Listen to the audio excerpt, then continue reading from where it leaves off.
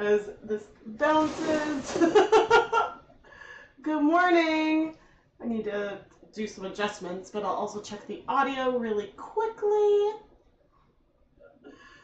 as this bounces. Good morning. I need to do some adjustments, but I'll also check the audio really quickly. All right. I can mute myself. That is good. It's like the light, it's raining outside, so the light has changed. Let's do...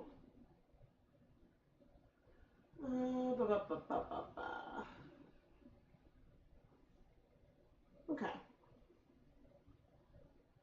There we go. It's been a while. It's been a little while. Hello, everyone. Good morning. I am Rebecca from ChemKnits, and today I'm going to dye a lot of yarn, and we're going to talk about some fundamentals of yarn dyeing. We'll talk about depth of shade, we'll make some stock solutions, and some of this is in preparation for another video that I want to put out about depth of shade in comparisons, but since I'm planning on a lot of this being B-roll and time-lapse, I figured I would do it in a live stream. Now, originally I planned to go live tomorrow, and I planned to go live, I think, last Friday as well, but I'm working on a community project, a community mural, and I've been volunteering with that, and so one of my time slots has been during Fridays, so I can't stream then. But that's a project that is very, very exciting, and yeah, I plan to talk about it in this month's Patreon newsletter. So if you're a ChemKnits patron, you'll hear more about it. You didn't know I was going live until you got the invite. Well, I'm glad that you got the notification. Let me see. Do I have any other announcements? Oh, yes, I do. Yes, I do. I need to pull this up.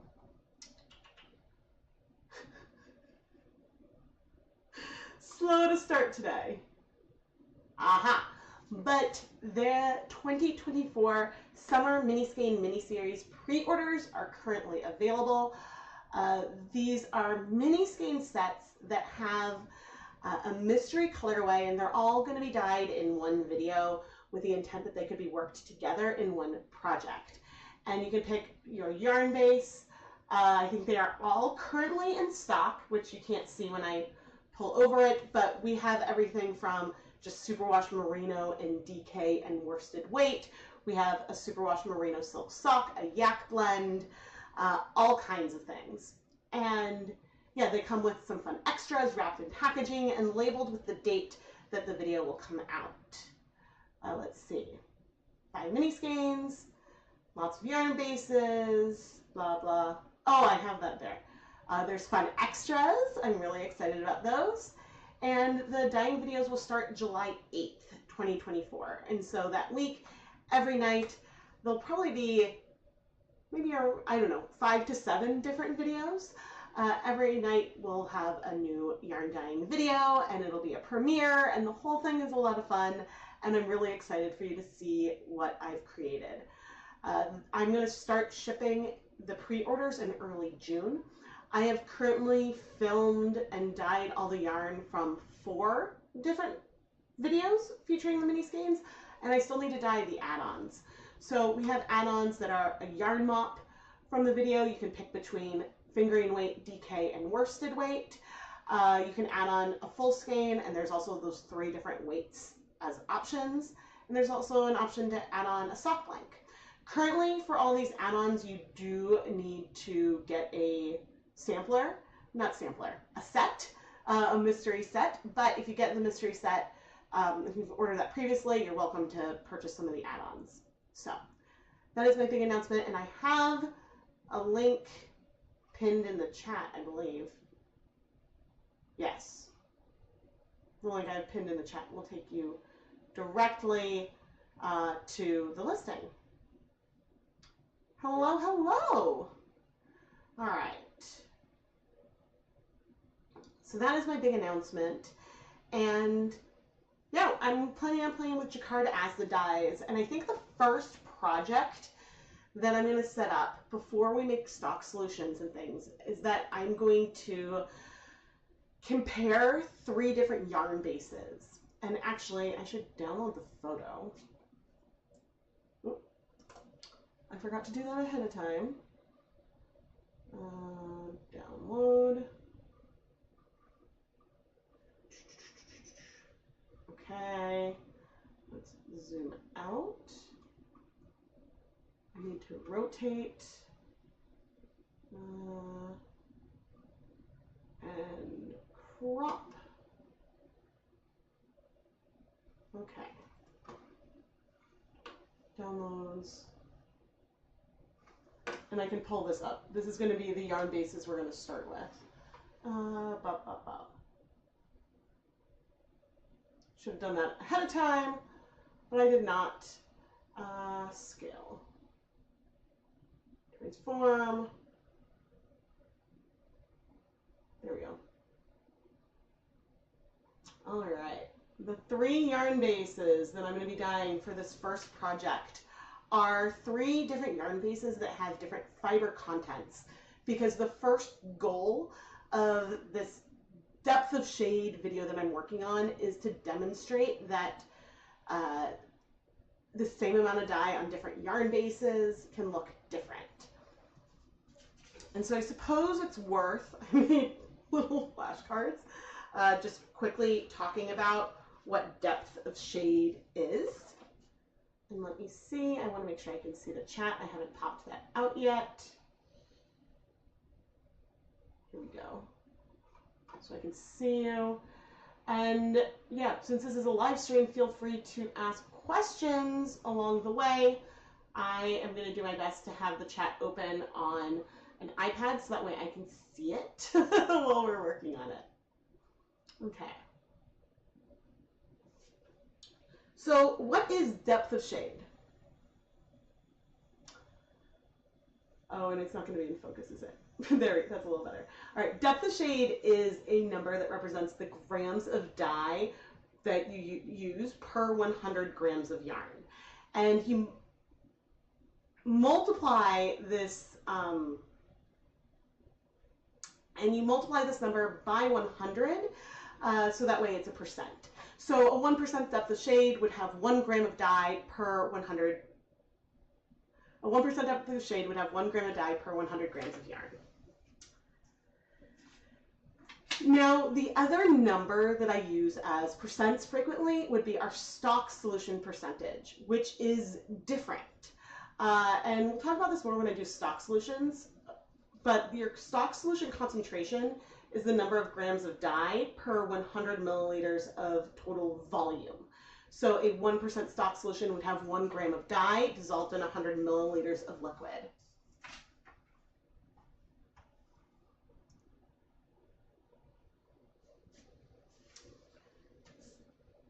And then I'll talk about this a little bit more later, how we calculate how much dye that you need if you're going to use, if you want to calculate how much of your stock solution you need per amount of yarn you're using. This is the formula. We can talk about that more later. And I have like a derivation that I can show you as well. But I'm going to cover all of this in that video that I'm making. I just figured it was worth running down and defining these terms a little bit before we get started.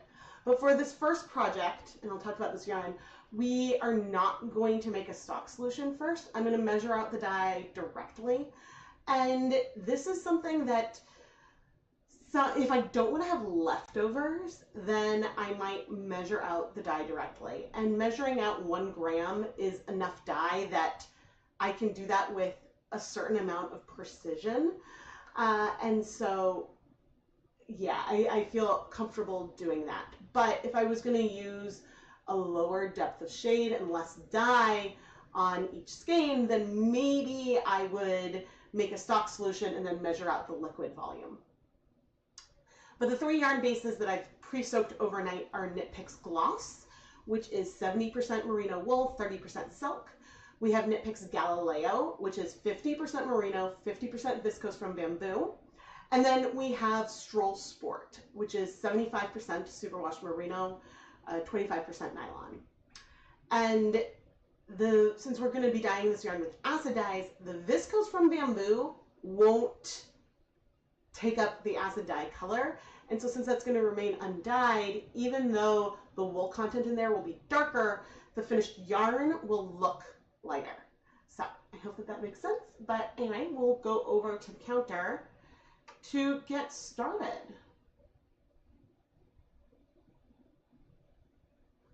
All right. I got my iPad, and I'm going to get a sip of water. And I should make sure that the counter is in focus. Looks like it is.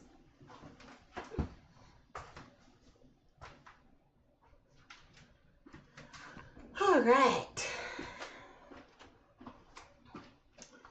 Oh, and so since I'm using Jacquard acid dyes today, I need to get a different measuring tool because these jars are so small that a spoon can't fit in.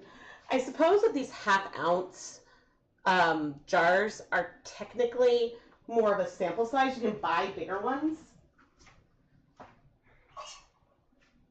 But I was debating what color I wanted to use for this project. I was debating if I wanted to use, say, burgundy, which I think I'm going to go with burgundy because it's a deep color and I want a color that has some saturation so that way we can see a bigger difference. If I was going to use a bright color like yellow, we might not see as much contrast between them all at the 1% depth of shade. But I need to go grab my respirator mask and safety glasses.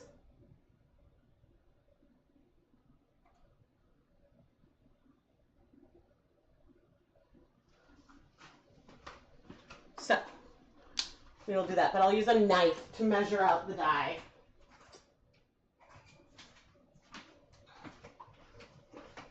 This is my P100 respirator mask. I always wear this when I'm dealing with dry dye powder. And I also need my safety glasses and gloves.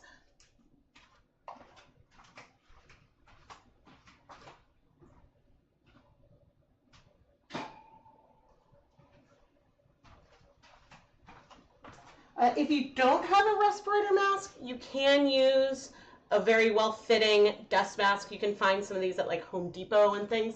The main point of the mask is to keep particles from getting into your lungs.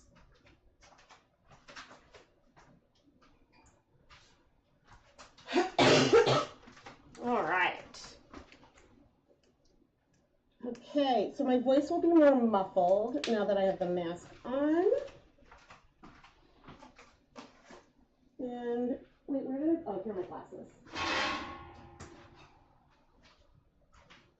I've been wearing my glasses a lot lately because since I've been working on this mosaic project, and maybe I'll pop up one photo of the thing I was working on last night. Since I've been working on a mosaic project and I'm cutting glass and tile, oh man, I ripped off the edge. It's so annoying. Probably because I have fingernails right now. Or longer fingernails. Yeah, since I've been cutting glass, I've needed to wear my safety glasses, and I brought mine from home because I have my own pair, so why not? That way I don't have to worry about sharing with anyone. Okay. Got a weird glare. Is that a little better?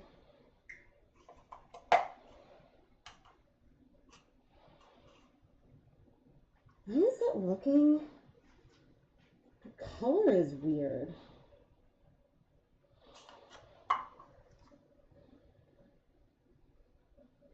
What is going on with my camera? Well, that looks fine. Maybe it's just the display showing up oddly. Okay, where's my burgundy?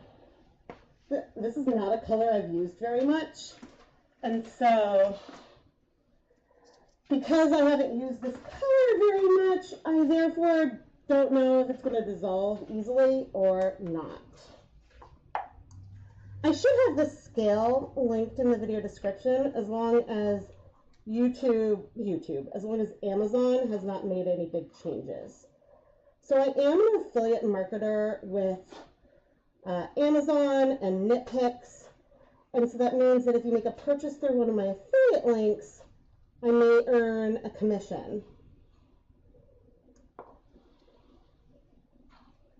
And you don't actually have to purchase the item that I've linked to. You can purchase any item from the site and I'll get a commission. And I get no information. Okay, 1.00 grams.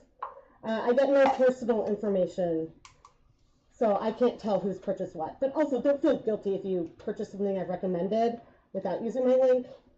Never feel bad about that. It's just a nice win-win-win. If you're going to be buying something anyway, then I get commission, which is nice. Also, which actually, oh goody, 1 gram, which includes Etsy nicely. So Etsy, if you use my link when you go and sign up, when you go to my shop, then they refund part of the fee because I drove the traffic myself, which is one nice feature of what Etsy has done. Now, you might notice, and this is not going to be in the main video, but you can see me tapping the die that I have here on the knife. And I do that tapping so that way I can release less dye onto our surface. But there we go. We've got 3 grams of dye, all measured out.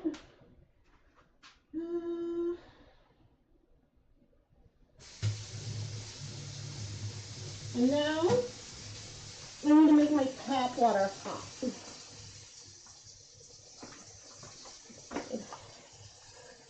It's a little bit easier to dissolve dyes in boiling water than it is in hot tap water.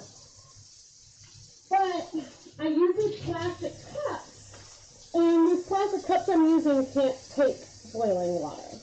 And so that's why I stick with hot mostly, but you can definitely do it differently. And what is that? I need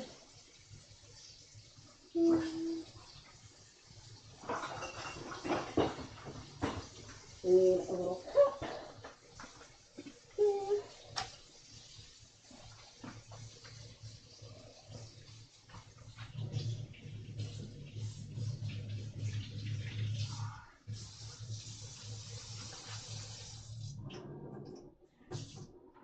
I know that's loud. I did purchase recently a electric kettle, so that way I can make boiling water and have it in a dedicated dye container. I figured that might come in handy because we have a kettle that stays on our stove, but sorry, I'm focusing on dissolving the dye. We have a kettle that stays on our stove, but I don't want to risk any dye splashing onto that, so that's why I do things this way.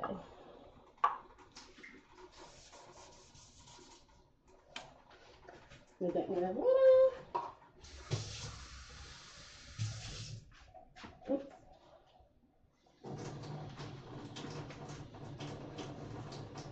The other reason why I prefer to use these plastic cups versus glass is that then I'm not worrying about accidentally breaking something and shattering glass. So when I go to dissolve dyes, I start off adding a little bit of water and try to get all that dye powder wet before increasing the total amount of water. And the good news is that burgundy seems to be dissolving really, really nicely.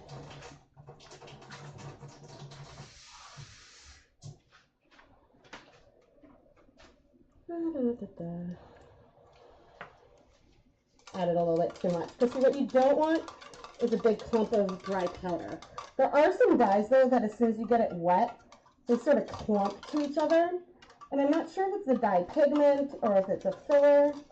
I do see some undissolved particles in here, but we'll work to dissolve this with our dye containers as well. But it's nice how easily those dyes are rinsing off the spoon. Some people will even use like milk frothers to dissolve their dye. What I really want is, and I know this would involve me using glass, but I want a magnetic stir bar. Oh no! I should turn, the default is YouTube ads. And I don't want that. So I'm going to turn off that setting. Now, while stirring it, you may notice that I did not rinse off my spoon before going to the next cup. That little amount of dye on there would not dramatically shift our depth of shade. But for consistency, I'm going to try to do this same thing in all three. I'm going to add a little more water there.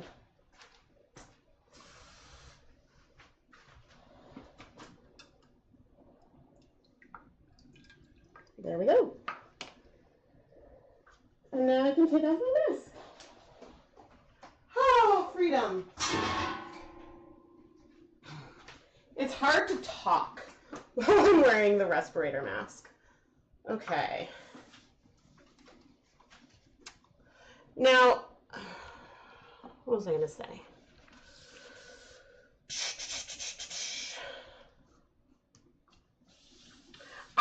But so the nice thing here is that we don't need to worry about the volume that I dissolved this dye in, because 100% of this dye is going to end up on our yarn. There are times when you might want to care about the volume, and that can depend on the technique you're going to be doing, and it can also depend on if you're going to use 100% of the dye. But since I'm going to use all of this dye on each of my separate projects, it is totally fine to not worry about the volume. And I want to change that setting before I forget. The audio is muffled now too. Let me see. Was it just when I was wearing my mask? Change that setting before I forget. The audio is muffled now too. Oh, okay, yeah, it was because I had my mask on. Yeah, I don't, if I can avoid wearing that during streams, I often try, but, oh, where was I? I needed to go here, edit, and choose manually. Okay. The audio's fine now? Yeah. But feel free, if there's something you couldn't understand while I had the mask on, feel free to ask. And I can try to repeat myself. Now, I'm going to set up a cold process today for our colorways. And the reason why I'm choosing to do this is that I want to dye a lot of different yarn and set up a lot of different projects right now. And if I was going to go and kettle dye, I would need to do each one of these situations separately. And so if I was kettle dyeing, I could set up 2, and then I'd have to wait, let it heat up. I'd have to wait probably 30 minutes to an hour to do each one. But if all the dye can strike at room temperature, then I just need to steam set them for 30 minutes to make sure it's really set, and then we don't worry. I can do that all at once. But if after a couple days we still have dye left in these containers, then I can, I've got words. If there's still dye left in the containers after a couple days, if it's not all absorbing onto our yarn, then I can go ahead and kettle dye it, excuse me, and do that on a day where I'm not concerned about everything else that I'm setting up. So, and plus, if I'm doing a day where I'm just heat setting and not setting everything up and heat setting, then that means that I can edit and things while I do that versus having to wait and stagger when I'm setting things up. So it lets me process more things quicker right now.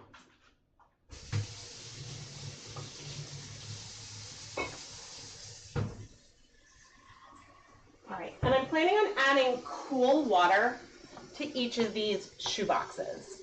Now it's raining today, but otherwise it's warm enough outside that I could set things outside, but I might keep things inside.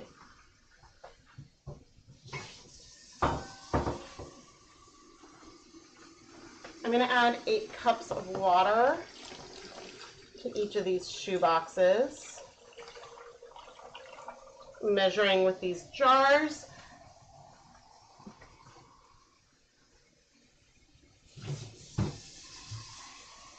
These containers can hold more,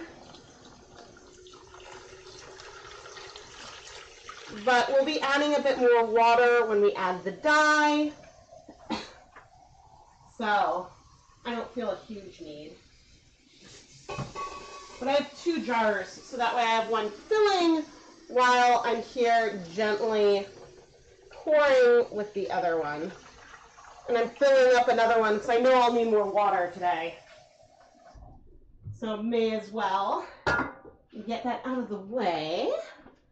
Okay, I'm going to dry my gloves.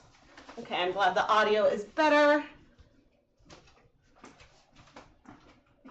Another thing I try to do is to pre-rip paper towels for my project. Okay. Oh, I didn't think about, well, I guess we'll do things this way. Okay, I'm going to add the dye. And actually this did a pretty good job. Okay, so you'll notice that for the first rinse, I went into the section of the dye bath that didn't have dye yet. And now I'm going to go rinse this cup.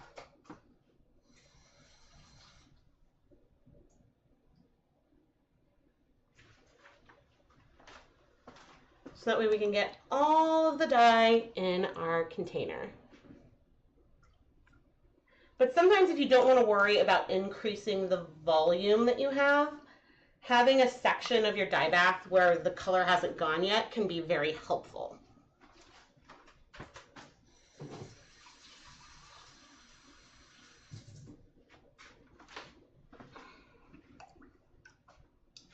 Now, the volume of water that you're using when you're kettle dyeing can make a difference. In general, to get more even color coverage, you want a bigger volume of water. But this should work totally fine. Did the drip go somewhere? Oh, I almost forgot to do that.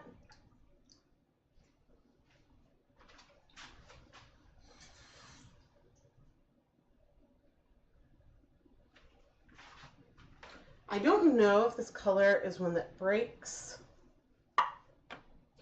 but shouldn't be an issue.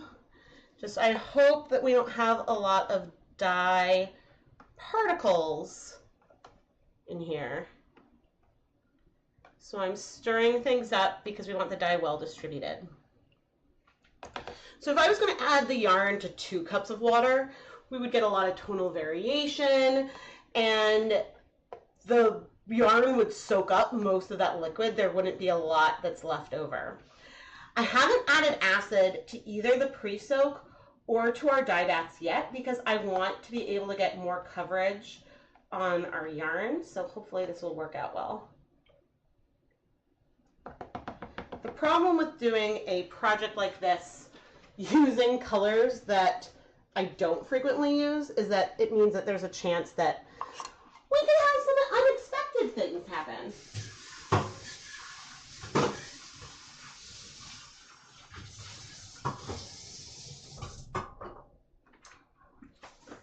But,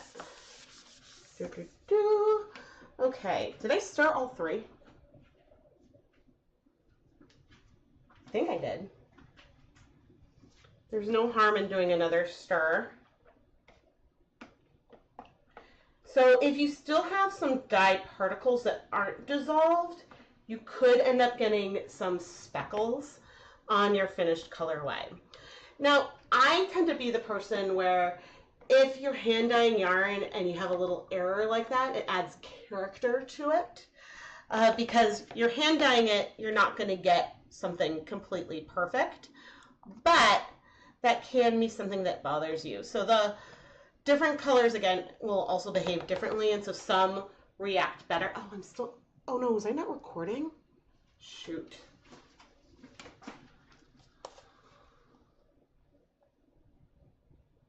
Oh no, I think I was recording. Okay, good.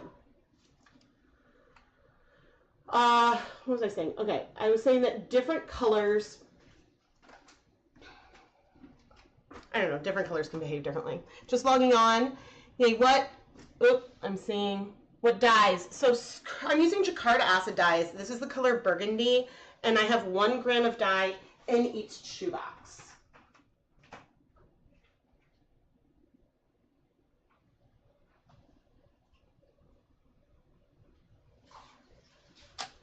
Okay, and on our pre-soaked yarn, I'm squeezing out as much of the water as I can from the pre-soak without wringing it or damaging it in any kind of way.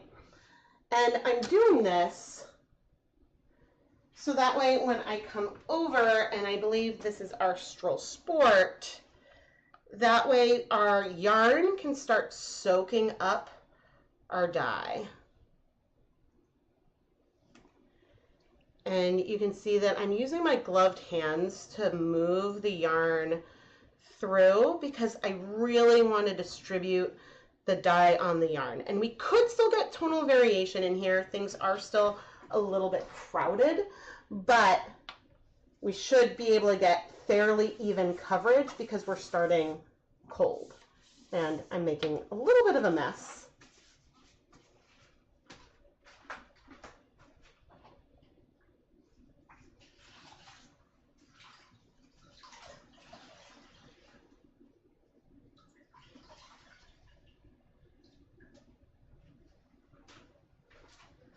Okay, I think that this is our Gloss Decay, our silk blend.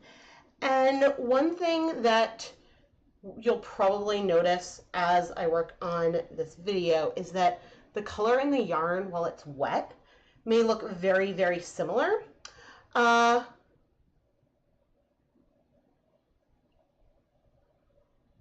The colors when wet may look very similar, but they will probably look a lot more different once it's dry. And I think that's because silk and the viscose can be a little bit more translucent when they're wet, and so you see the color that's on those wool fibers a little bit more. You can dye silk with acid dyes, but it just needs more dye to have the same visual color. I'm dyeing 100 grams of yarn in each of these, but I used 1 gram of dye in each one. So, yes.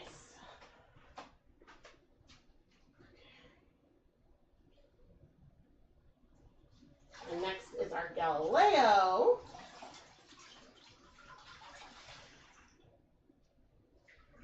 Galileo. Probably should make sure I'm pronouncing things right. Okay. And so unlike the silk, the viscose from bamboo won't take up dye, but having it in here and dyeing this with acid dyes gives the yarn a really lovely sheen because you get something that is a little bit heathered and it's really, really fun. Now, other thing I wanted to mention is that our yarn in the middle is superwash and the ones on either end are not superwash. And that can make a little bit of a difference. But overall, it shouldn't. But again, the thing that's worth remembering is that depth of shade is kind of a comparison of one color to itself on the same yarn base. So all of these are going to look very, very, in theory, are going to look different in terms of the color intensity. but they're all still going to be a 1% depth of shade. It's just that a 1% depth of shade on Galileo or whatever it's called may look more like a 0.5% depth of shade on the Stroll Sport. And so I hope that makes sense. But what I'm going to do now is set a timer for 15 minutes. And I'm just going to let things sit. And the main reason for that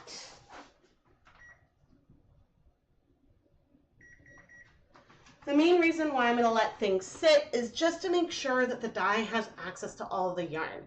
If I had acid in here already, then it might start striking as soon as it hits the yarn. And I'm just trying to slow things down so we get more coverage. Now, even once we add acid for the best coverage on the yarn, you might want to come and stir it occasionally, even with it being cold, which I may not do, because once I set it aside, it's probably going to be set aside until I'm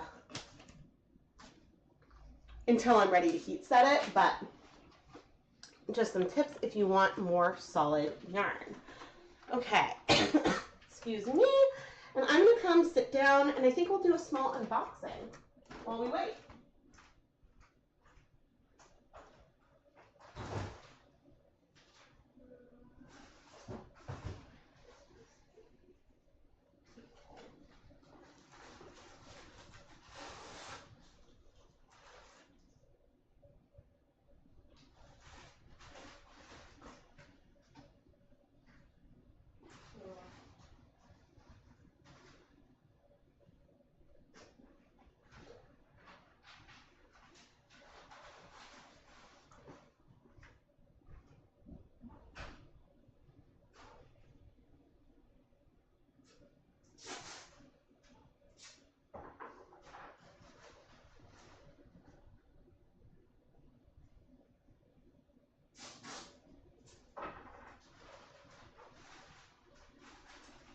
Okay, just taping over my address so I make sure I don't dox myself. Because that would be sad.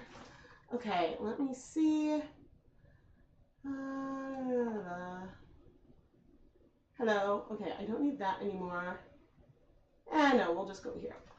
Because nothing's going to be happening over there while we wait. All right, so this is the April Paradise Fibers Fiber of the Month Club. And I'll put an affiliate link in the chat. Okay, and let's see, we're at about 41 minutes in. I want to do,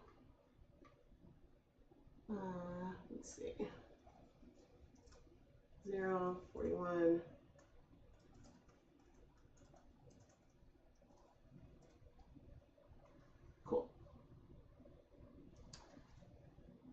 Added a timestamp in case someone wants to check out.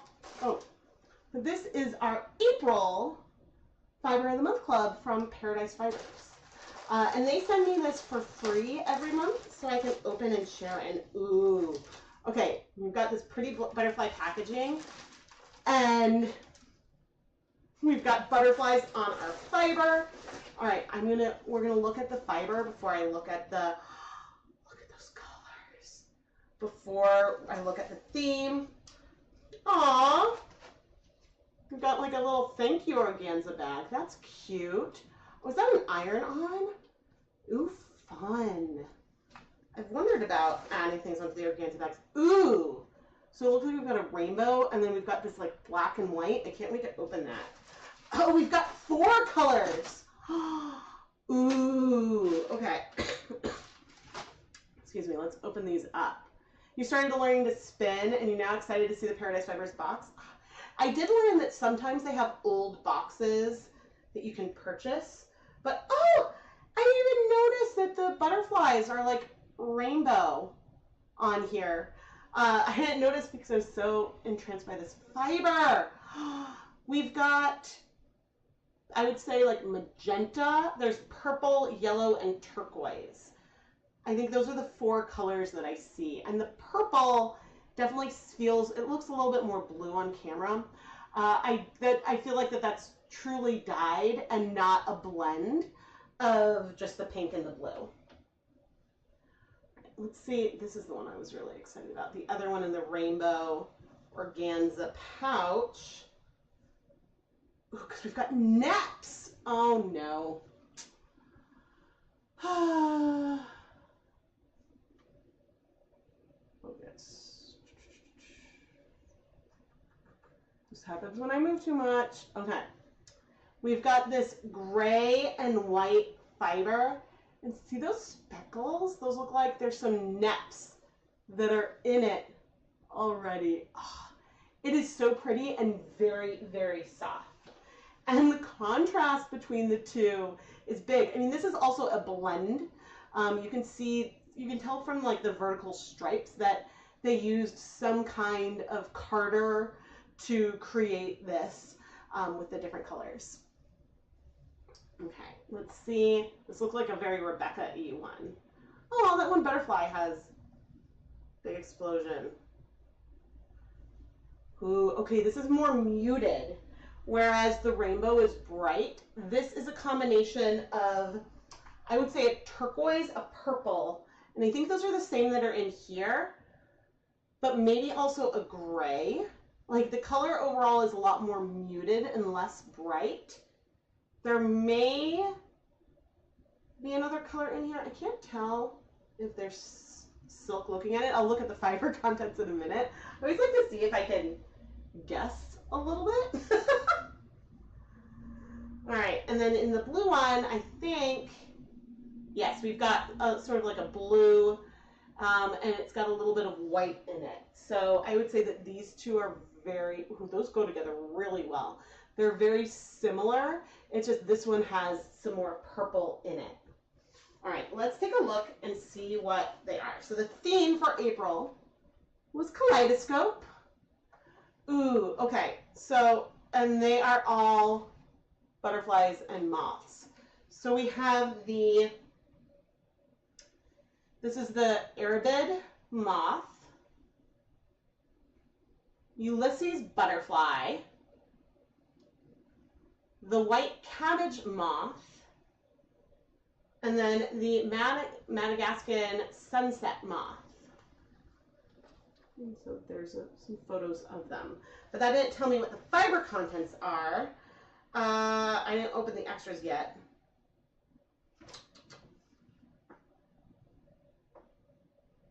What's the fiber content? So we have 2 ounces of each of them. Well, where does it say what they are? This one's fiber is a fun spinning variety. Noils and nettle into the same yarn.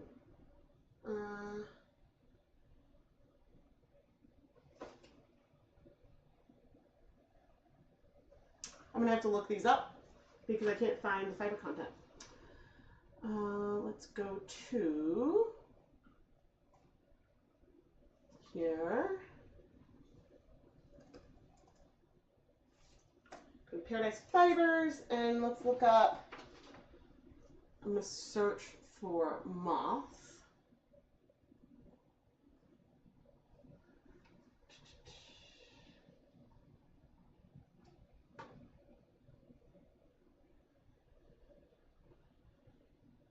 Okay, those are here are 2. And what is it? Oh, because, yeah, these are blends of a lot of different things. Okay. Because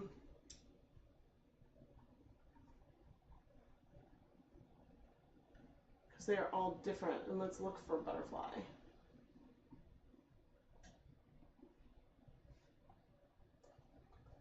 I'll bring you over to the website in a moment.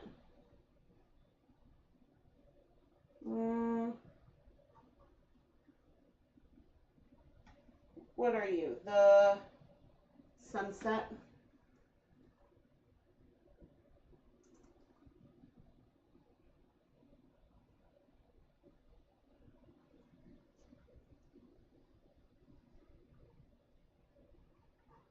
Okay, I can't find the other one. So I don't know what it's going to be. Let's go to web browsing. Okay, so this is the cabbage moth that I have right here. And it is 32% South American wool, 20% Himalayan nettle, 20% merino, 20% corriedale, and 8% viscose. So quite a blend. And let's see. Oh, and so 2 ounces of it would be like $8.50. Let's see. We've got. All right. Here is our Arabid moth. And this one is 100% merino wool. And then this one is 75% merino, 25% bamboo. And so therefore, I don't know the blend for this one. They have them all on one page. Thank you.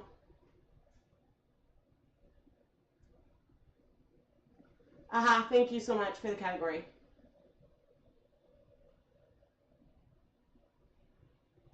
Yeah, but that rainbow one is missing. That's pretty. So yeah, I don't know the blend of the more rainbow one. Let's see what came up. There we go.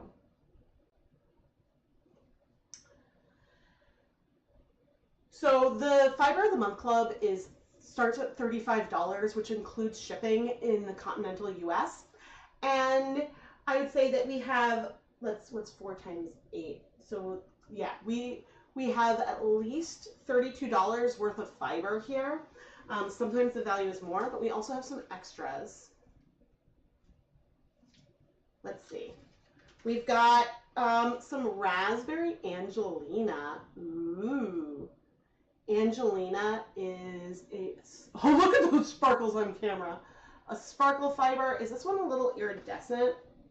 Slightly iridescent. You don't often see it spun into commercial yarn, and I don't know why.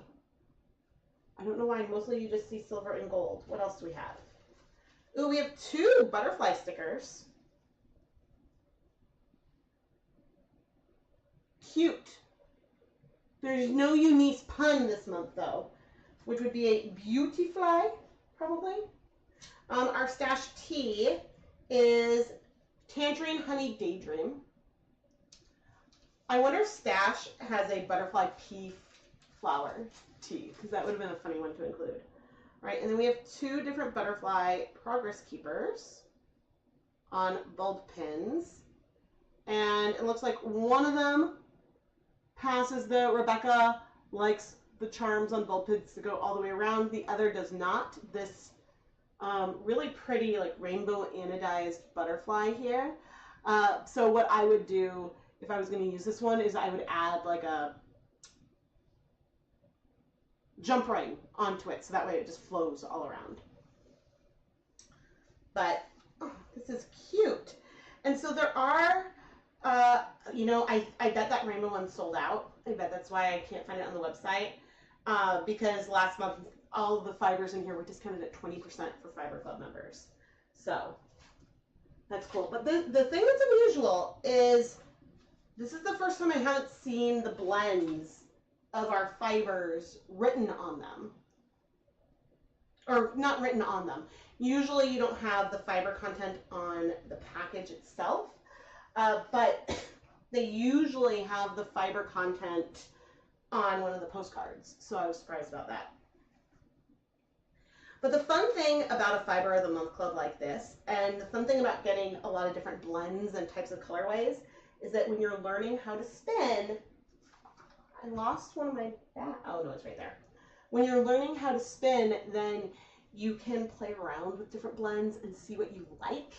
And so then you can decide, certainly you could spin something with this that you use all in one project, but by playing around with it and seeing, okay, I like spinning blended fibers, or I prefer to spin variegated, space-dyed fibers.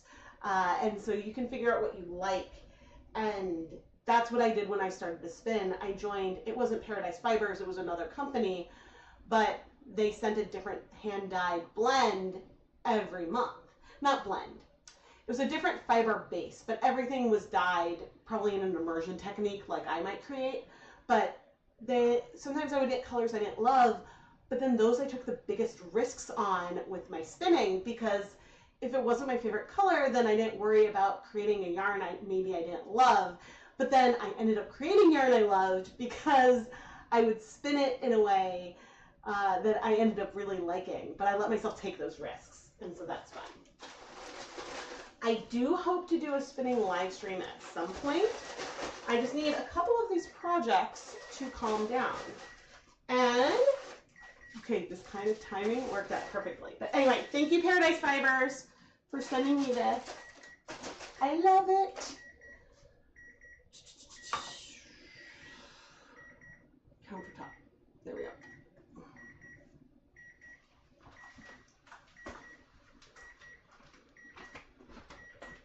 Okay, I'm going to get some acid, and I'm going to put my gloves back on.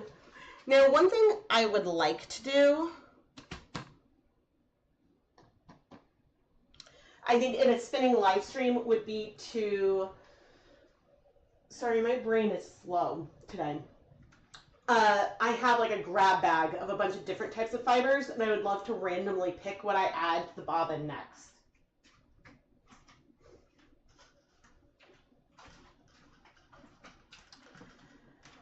Now, Costco did change things recently, and so they no longer have my giant tubs of vinegar, which is sad. But I'm going to keep the last 2 bottles I have and just refill them. I wish they'd label each thing. You tend to misplace the cards, and then I have no clue what the fibers are. Yeah, you guys saw a bit of that in the video I shared recently where I thought it was just unsuperwash wool, but that rainbow yarn that I overdyed in black. I did find it from one of the unboxings, but yes, it would be nice if there were little labels that were popped in with the fiber, so that way you could keep it separate. I suppose you could take the postcard and cut out the fiber content and put that on. Okay, this is after 15 minutes.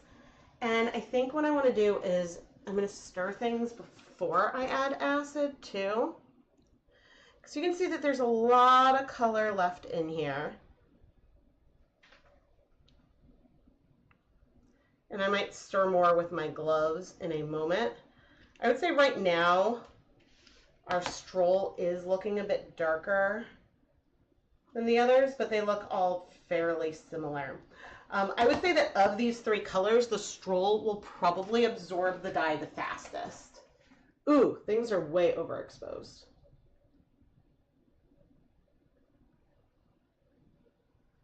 That's better. Let's do 1, 2, 3. 1, 2, 3. 1, 2, 3.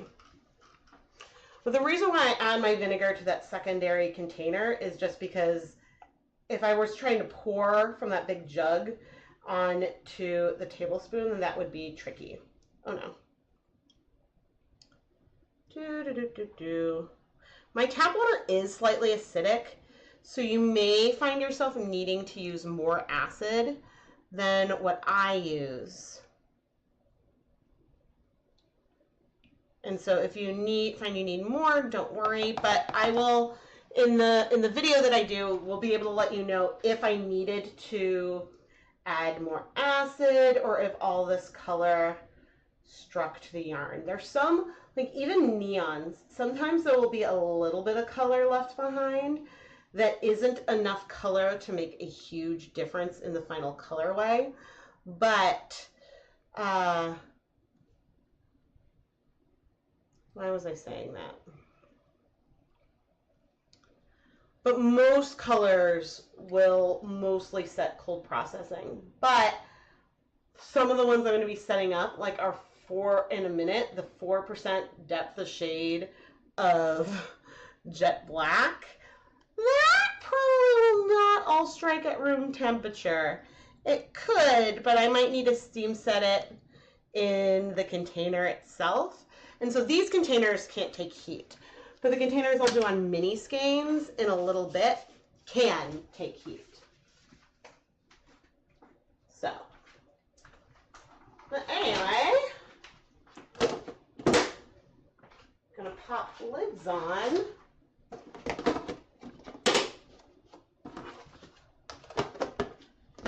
And now I'm gonna set these aside for a couple of days.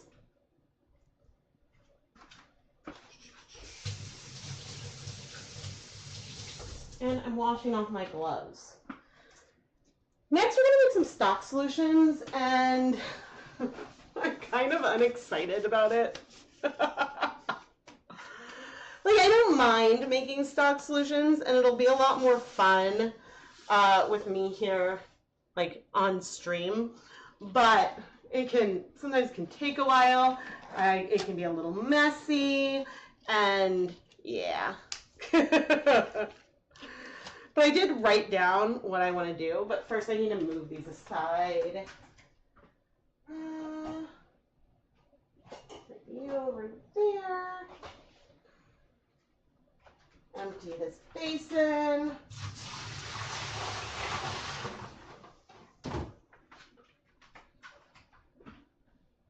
You'd probably be surprised to hear that I don't have a massive water bill every month.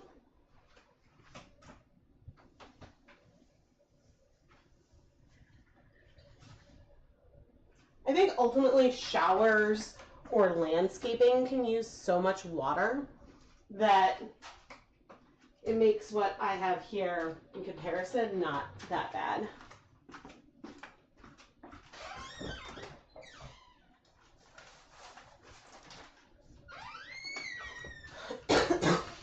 Excuse me. And so one of the things I'm going to do when I set these aside, I'll stack one on top of another, but I'll put them all on top of these brown paper bags.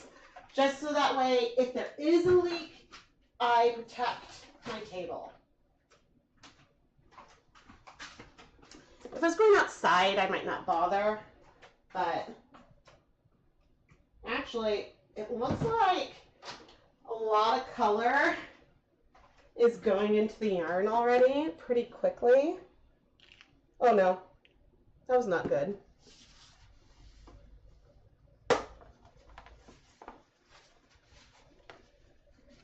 At least that was on our stroll, but a lot of the color is in our yarn for sure. No, I noticed that the water was looking less bright. And this color is actually really pretty. I was afraid it was going to be a little brownish at first. But it has some really lovely depth to it. Now, all the tools and equipment that I'm using today are dedicated for dyeing yarn and are never used for the preparation of food. I probably should have said that sooner, but I'm trying to bring things back to basics a little bit. Okay. I like having stock solutions, but I don't always love making them. Maybe before I start that, let's get the containers I need for our next two projects. Because one of the projects is going to be depth of shade of, I'm going to do Jacquard Silver Gray and Jet Black. And then another project, I'm just going to do some color mixing. And I'm going to do that with Jacquard Hot Fuchsia, Turquoise, and bright yellow. But I may also make a dye stock of Brilliant Blue. I haven't decided yet. All right, I think what I'm going to do is, yeah, I'm going to go get supplies ready.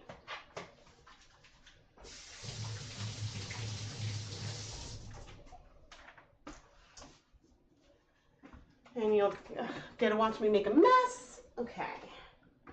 But as I'm doing that, now's a good time to insert an ad.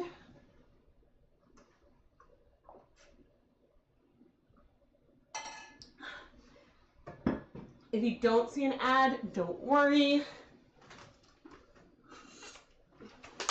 And if you do get one, feel free to skip it if you want. But all this just helps support the content here. Oh dear. That's my light. Okay. We're gonna need 3, 4, 5, 6, 7, 8, 10 lids. Oh, I got an ad on my monitor. Okay, those are our lids. Here we go.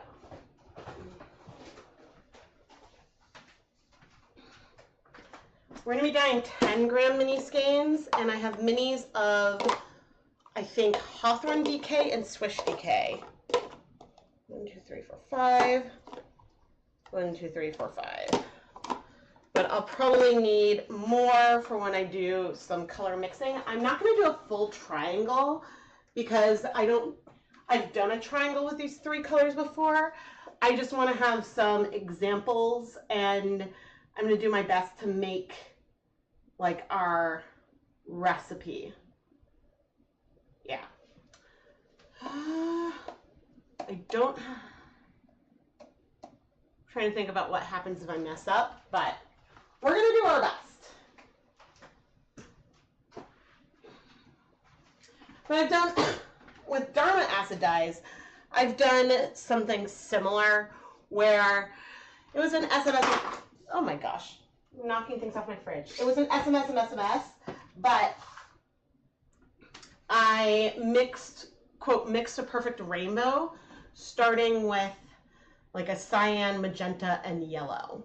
And so I want to be able to show that those 3 colors, you can mix a red, a blue, more like blue, and that isn't necessarily what you might choose to do, but if you're going to have only 4 acid dye colors, I would recommend you get a black, a cyan, a magenta, and a yellow, because with that you can mix a lot of different things. Now, if you're going to expand beyond that, then I would go and get a true primary red and blue, and then probably I would add like a brown, a navy, you know, and just sort of maybe gray, and so I would expand sort of that way. But not everyone wants to go and buy a complete collection of 40 to 80 colors. You can mix a lot of what you might want yourself. Okay, I can set this aside. All right, and let's make sure I have enough bottles. Okay, because I wrote all this down, which you're probably not going to be able to read. 1, 2, 3, 4, 5.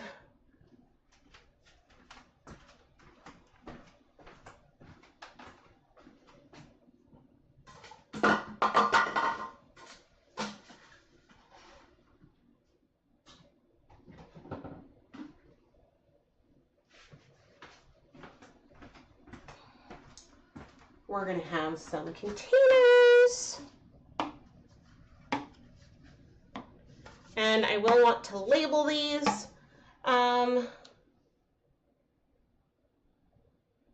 Yeah, and I need my pen. I want 250 of turquoise.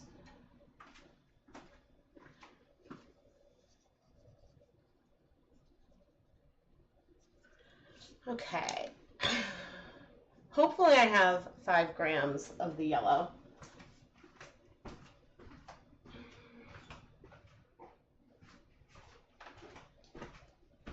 Okay, 6. And so I'm going to need 6. 1, 2, 3, 4, 5, 6. I always store these spigots with the caps on them because that's a little bit easier.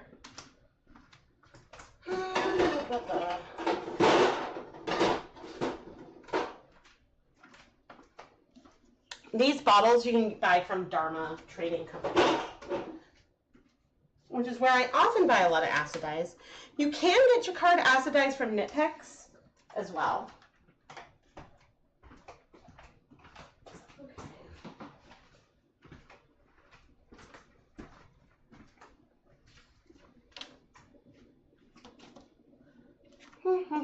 Oh, and I need spoons and cups.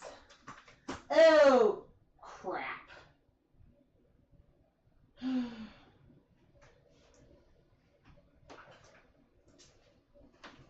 I gonna need to, I might need to use sticks instead of spoons. Shoot.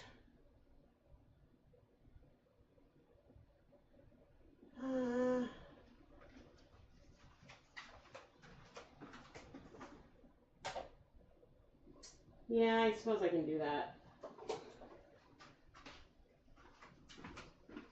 And get a container. If I were sticks, where would I be?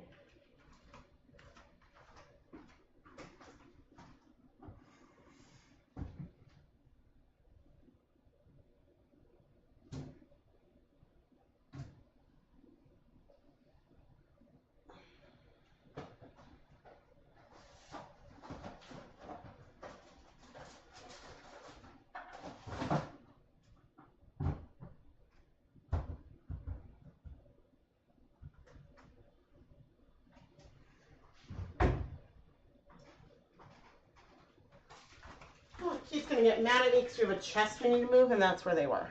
Okay, I've got these tongue depressors. 3. Gonna set these down there, but I don't need that many. 6. Okay. I've got extras, and I need a little cup. Aha! 1, 3, 4, 5, 6. Okay, I'm gonna fill, I think, just 1 or 2 of these, and then we'll brute force the rest. I'm gonna need to put my respirator mask back on, so I will be more muffled. Hello, hello.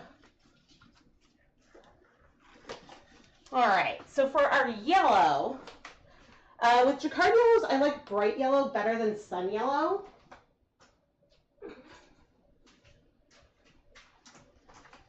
And that is because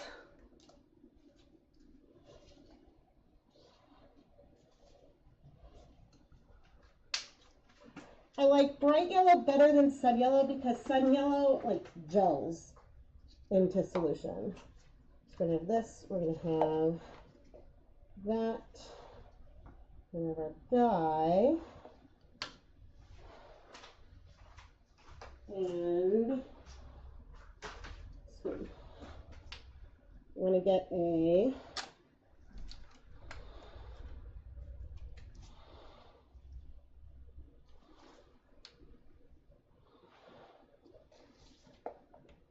you stay like that. Okay.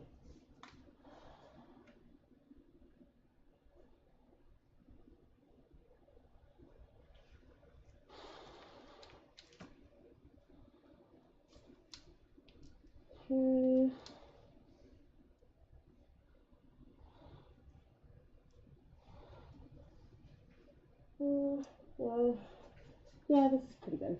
Okay, this is materials B roll. Cool.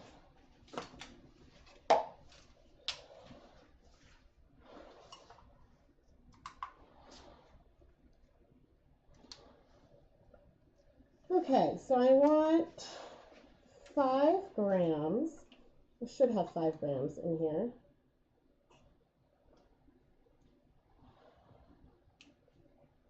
Yeah, that's 1.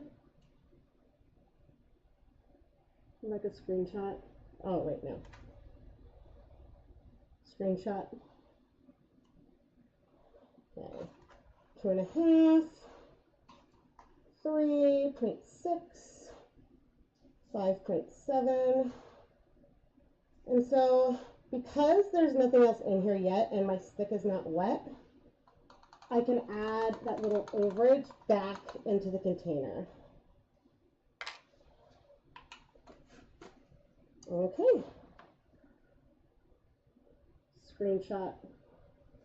Okay, that shows our 5 grams. Now I'm going to make some hot tap water. Now with some colors, you're going to want maybe to even divide up the powder so that way it doesn't, what's the word? That way it doesn't clump.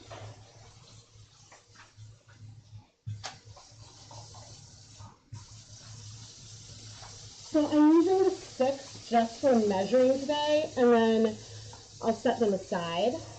Good morning.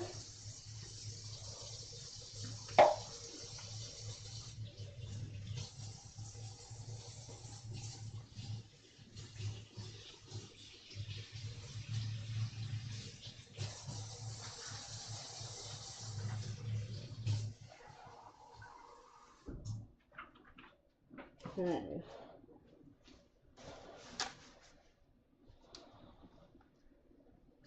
Okay, now I'm going to add a little bit of some water and stir this up.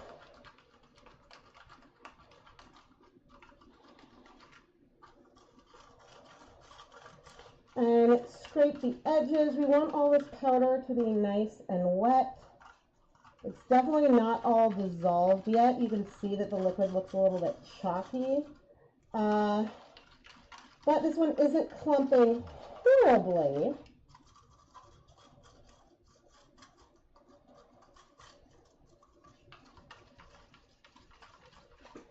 And then we can add more water. Sometimes I like to pour the hot water directly onto the spoon, so that way we can,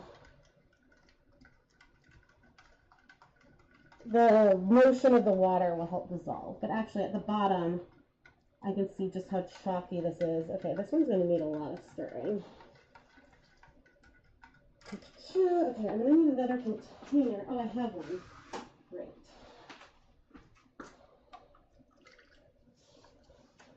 Because I'm going to want to start transferring the liquid into a graduated, like a screenshot, graduated container. And you can see that there is still more dye in here. So then I can work on dissolving this, because right now 5 grams of dye is probably not soluble in 150 milliliters of water.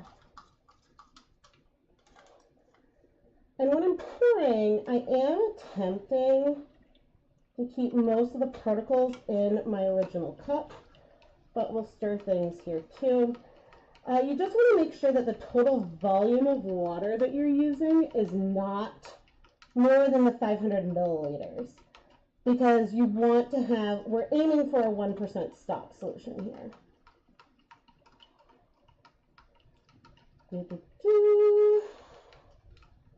It's funny, there's like a nice little delay. Yeah, and so it can help blow water. And this is why you also may want to use boiling water. It's just these cups I like to use and reuse until I crack them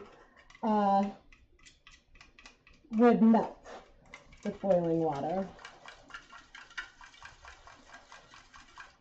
But you really want to get all these little particles dissolved. And sometimes you may want to sit and come back and stir some more. There's different strategies you can use. But I'm going to get more hot water.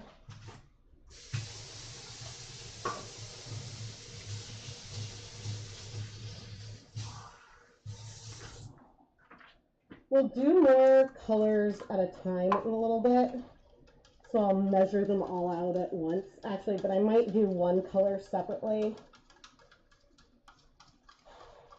Because I'm hoping to do some more intro level stuff.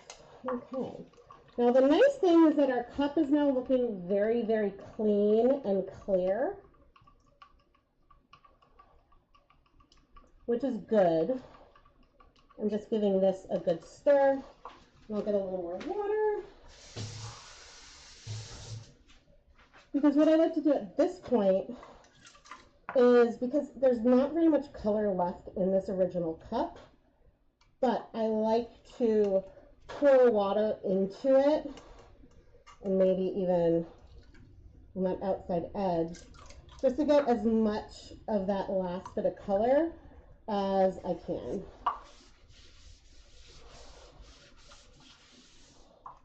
And if you're doing this with a lot of colors, you're going to need a lot.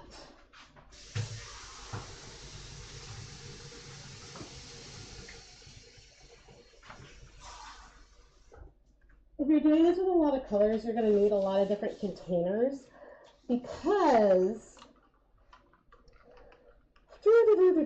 the reason why you'll need a bunch of different containers is that once it's wet, you don't really want to add dry dyed powder to it. And so that is that main reason why.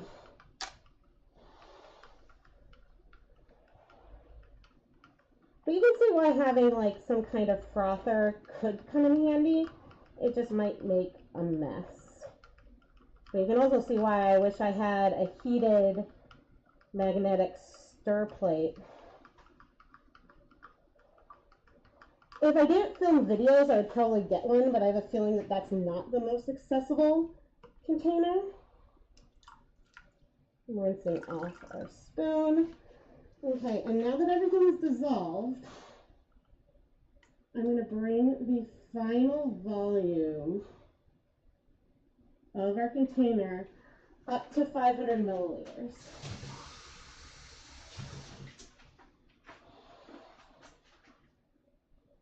And you probably can't see me, but I bend down so my eye level is as close to that graduated marking as possible.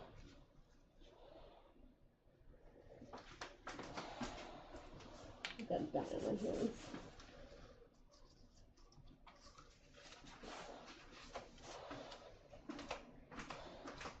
So the times you might want dye stocks would be,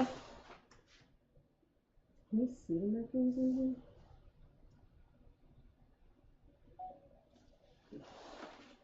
The times you might want to make dye stocks are times like when you're going to dye a few different batches of the same color and you want reproducibility. Okay, I'm going to need a funnel.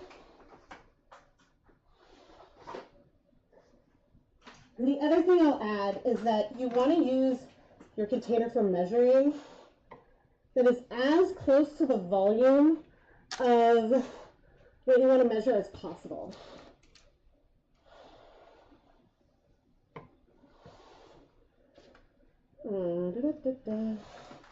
So to measure out 500 milliliters of total liquid, I'm using a 500 milliliter graduated beaker.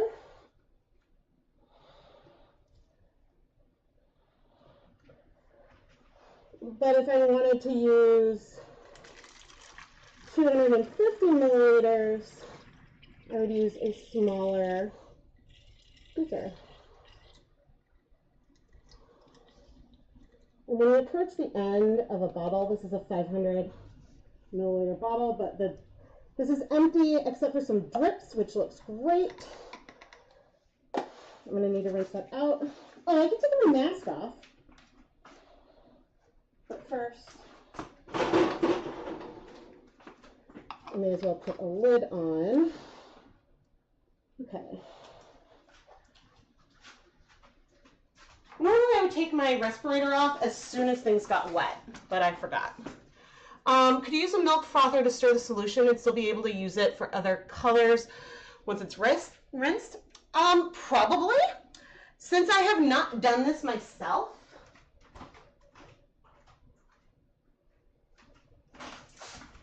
I can't speak for sure. And that's mainly just because I have words. Yeah, since I don't think I've ever used a milk frother to even froth milk. So this is 1%. And I'm going to do J bright yellow, 5, 16, 24. So I've labeled my container so that way I have that, right? I know when I mixed it and the concentration and things like that. Now for the color mixing I plan to do later on, it would be handy for me to keep this inside a cup or other container. And so I might pour some of this into a cup so that way I can get a syringe in there and then go back and forth that way. But for now, I'm going to have it in a stock solution. Vicky says that they use a frother all the time. That's not stable.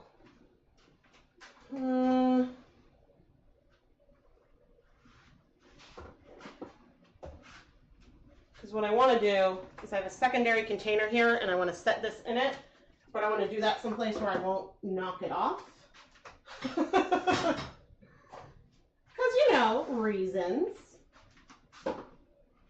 All right, I did one. Now there's one last thing I need to do.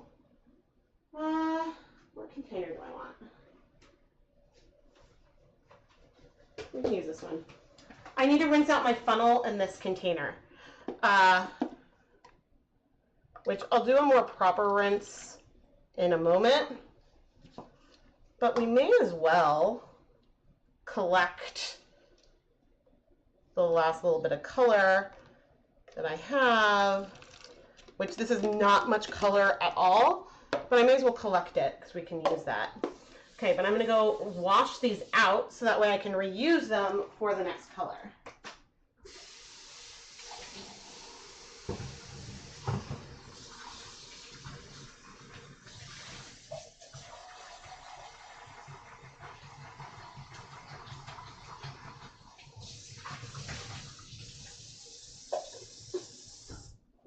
Okay, I think I want to film one more just so that way I have that.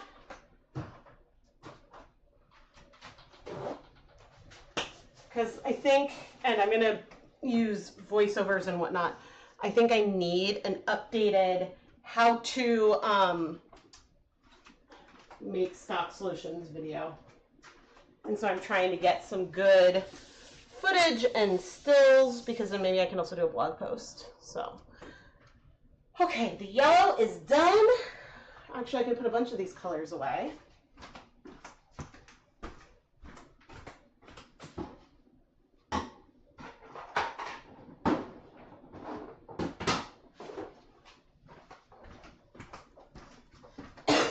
Excuse me. Here's how I store acid dyes. I use these containers. Here's my burgundy, the bright yellow. I want you, I want you, I want you. And I need the turquoise. Oh, wait. I don't need gunmetal or navy blue. Okay, yes, here are the 5 other colors that I'm going to make stocks of. I'm going to put the lid on. Okay, and I'm going to get my mask back. Okay, and I need a new, I could probably reuse the spoon, but maybe I'll do that later on.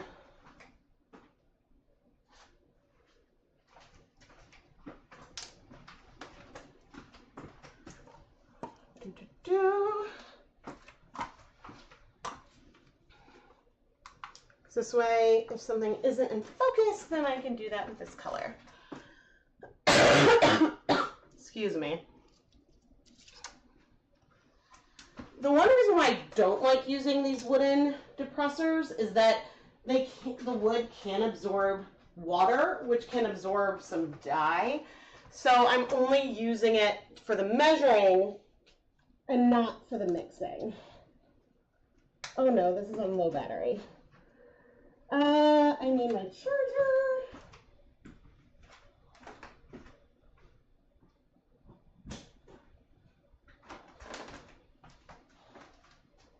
It's gonna reach. Plug in the iPad that I use so that way I can make sure things are working.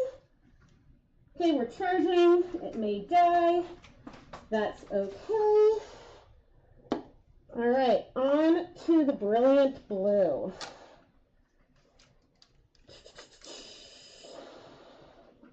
So I also want 500 milliliters of this one.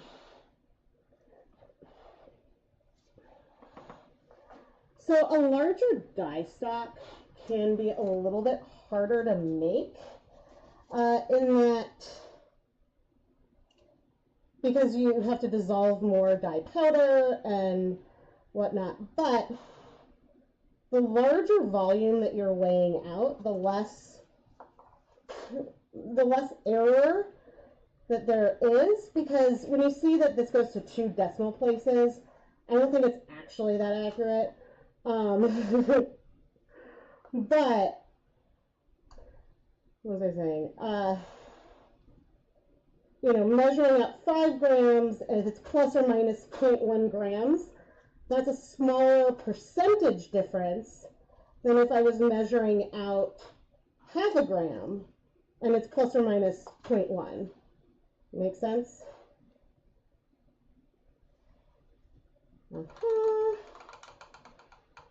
Now I definitely got some powder on the surface, and I'm going to make sure that the stick is nice and wet.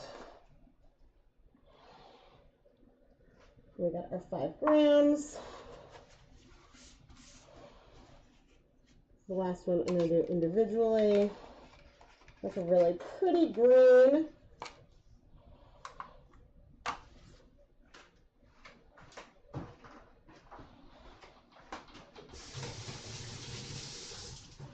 Oh, I need hot water. Make sure my hands are dry.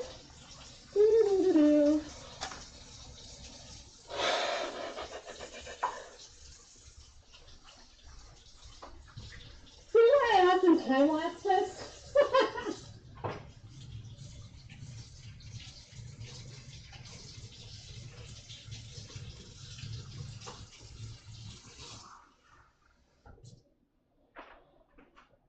I got my hot water.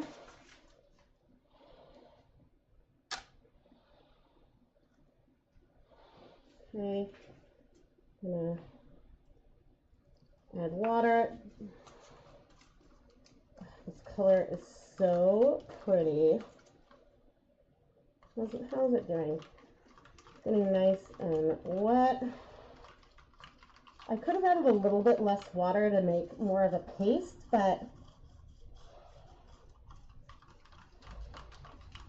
because you really don't want clumps, because if there's a clump in here, it could settle on the bottom of your container and then make it less accurate. So ideally, you'd make up your dye stocks fresh the day you're going to use them if you want the most reproducible results. But sometimes my results aren't that reproducible anyway, which is a little unfortunate. Oh, I can add more water in here. This is dissolving beautifully.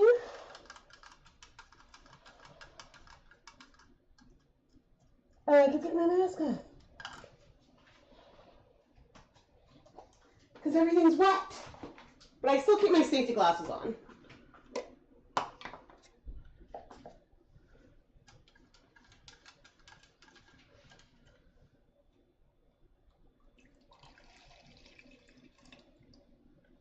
Okay, there's a little bit of some powders, but most of it actually dissolved really well.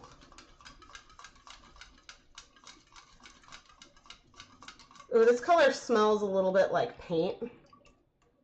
Sometimes acid dyes are fairly odorless, but not always. What did I want to say? Oh, you could weigh out your dyes directly into the container you're going to mix it, The one perk of using a second container like I'm doing here is that as I add, like pour out of it, then pouring helps mix. But then I can add more water to just that part that isn't dissolved yet.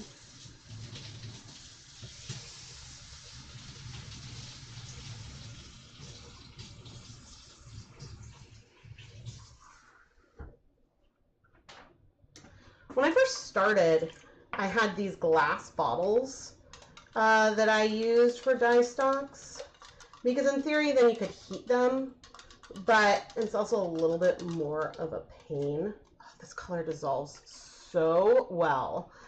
I used Dharma's Peacock Blue for something recently, and that color does not dissolve well. And you can get some like speckles. Okay, need some more water. Finish rinsing that out, but I'm going to stir here a bit. Because I do, as I said, we will be doing eventually, once we make all these stocks, we'll do some color mixing. But if you have any questions, please let me know. I am always happy to answer things, even if it's questions that sometimes people may not want to answer, like sourcing of materials and whatnot. I invite you to ask questions. But as I say that, remember that I am inviting questions, and not all indie dyers who have shops are inviting the same kinds of questions. So, oh, there's no more water in there.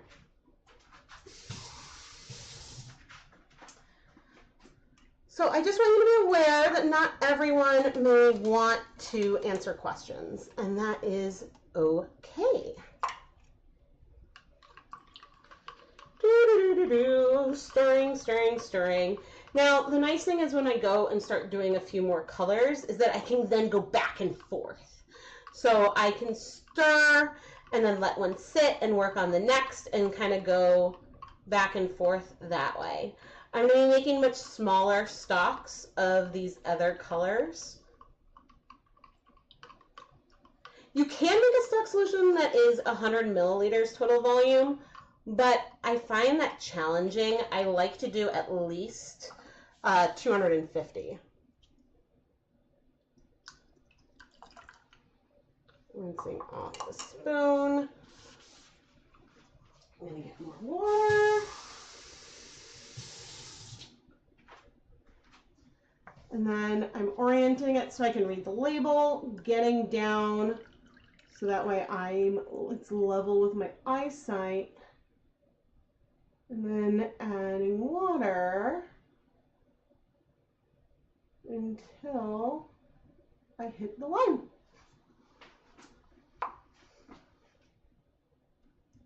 And so some consistency is key, because if you're doing the same color over and over, and if you're measuring it the same way, then that can also help. Now, which brings me to another question. Why do I weigh the dyes versus do the things by volume? And that is a question I think is a really good one. And excuse me. So the reason why I measure based on weight versus volume and say do 2 teaspoons of dyes is just accuracy. Dyes can get more compressed, and different colors will have different volumes for the same weight. And okay, so I do have some powders in here. And so what I'm going to do from this, so we've got our total volume, so I'm not going to want to add more water, but I can add the dye back into the container and come stir it some more to make sure things are nice and dissolved. And it looks like I see a comment or a question. I'm going to pop over in just a second. Let's see. And that's why you like to use me as your dyeing instructor, because I welcome questions. I try to reply to questions and comments when I can. Sometimes if I'm really busy when the videos come out, then I miss a lot. And I try to go back if I can. But sometimes I might miss things.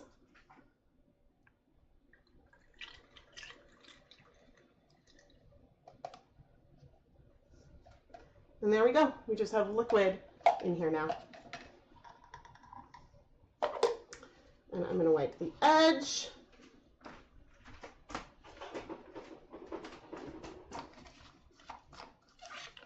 Put a lid on. And then one other thing I like to do, so I'm using masking tape for my labels, and sometimes it's hard to remove from the containers, but I always fold one end down, so that way in theory I could peel it up easily to remove the label.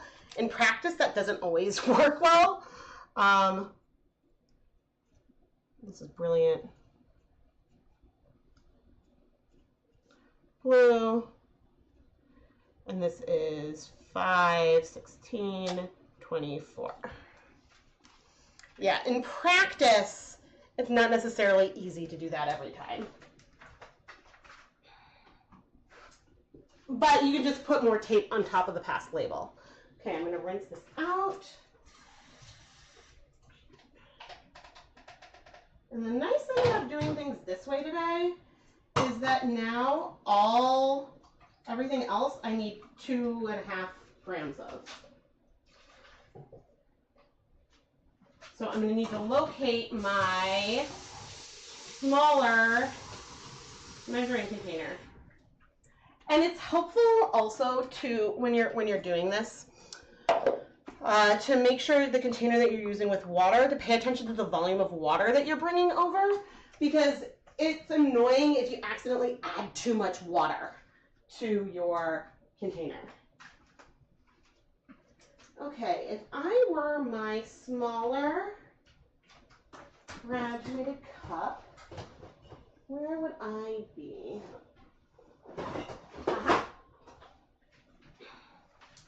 So this beaker, and I'm not going to be recording these on the DSLR, actually, I'm going to set the camera aside for now.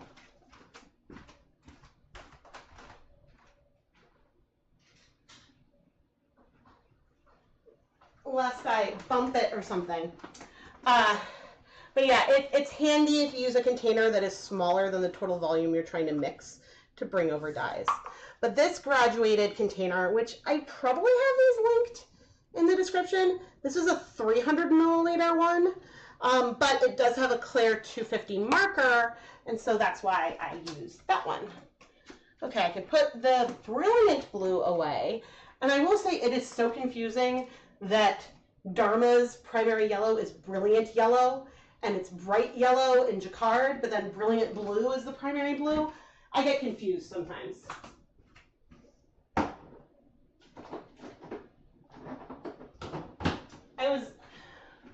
I was editing a video where I used that peacock blue, and then at one point in the middle I go, peacock, peacock, because I kept forgetting what color blue I used. I think I kept calling it sapphire, and when I was editing and doing the rough cuts, I was like, why am I shouting peacock, peacock?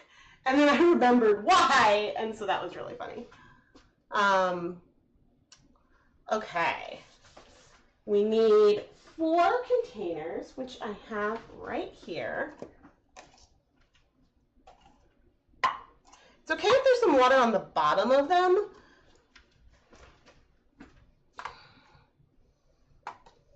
And I need to get my mask back on. You need to be washed better.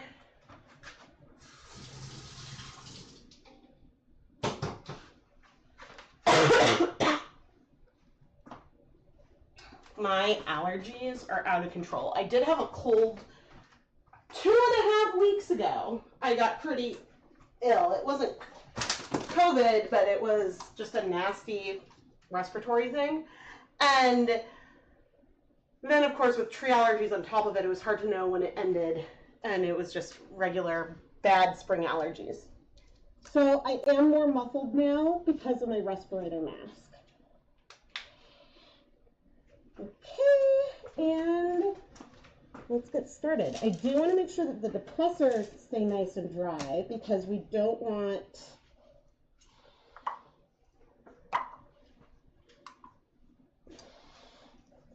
Rebecca has words because I don't want to introduce moisture into these containers if I can help it.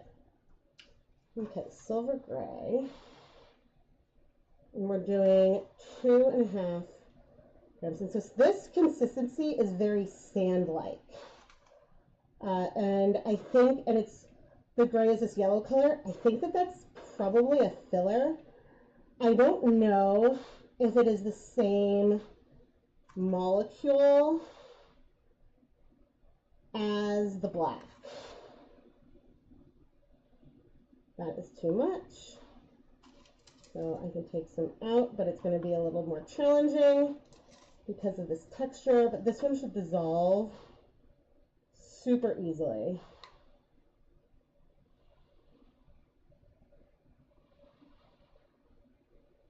Come on.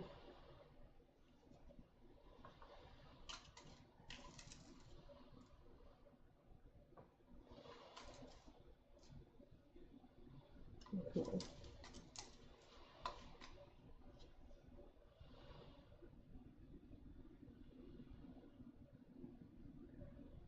Okay.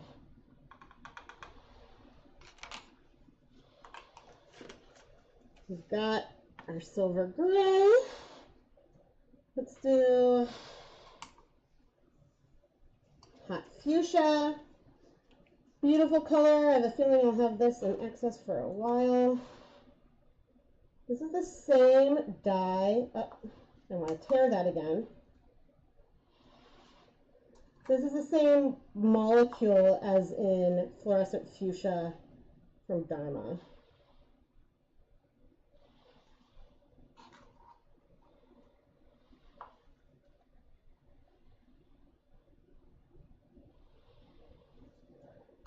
Okay, focus, focus, Rebecca.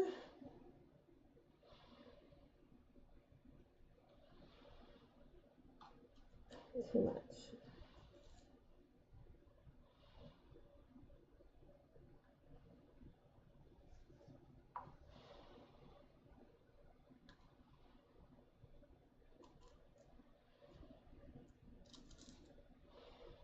There we go.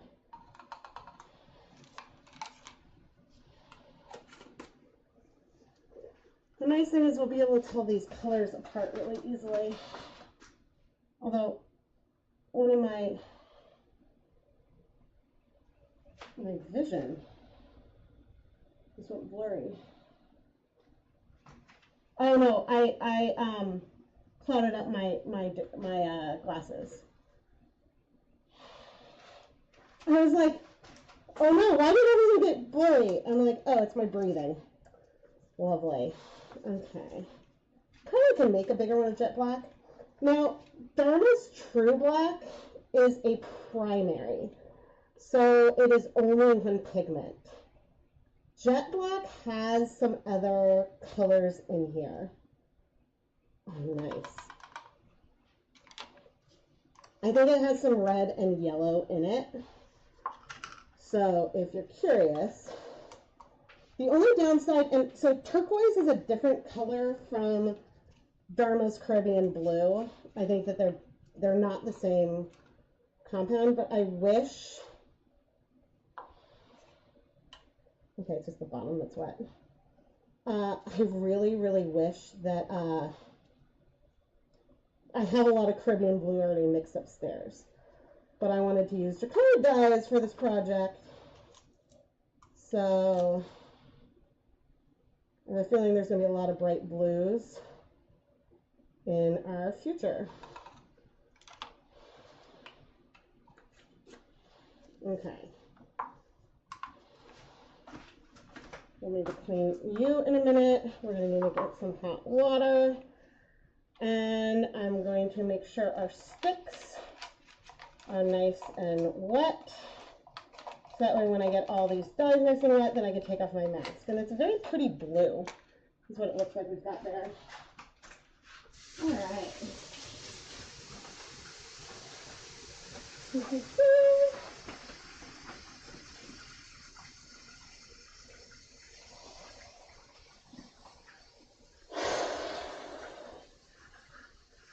I am tired.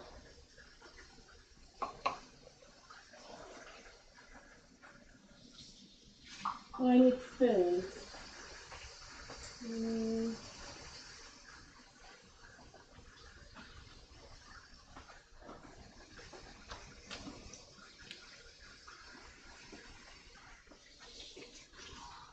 Okay, I'm going to leave the hot water on until I've pasted. Oh, funny, that's the turquoise. I thought it was the black. Are you one that's going to clump on me? Yep, you clump. But I think that's the clump is the clumping.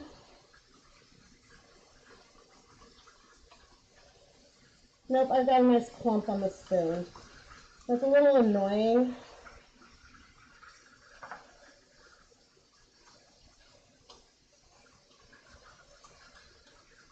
Add some more water.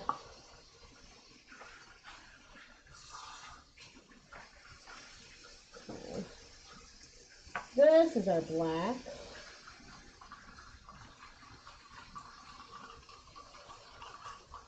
I think Caribbean blue clumps super badly when it gets wet. And so there are some colors that I will divide up, so I'm only trying to dissolve a gram or two at a time. Just because it makes my life a bit easier. But this seems to dissolve pretty well.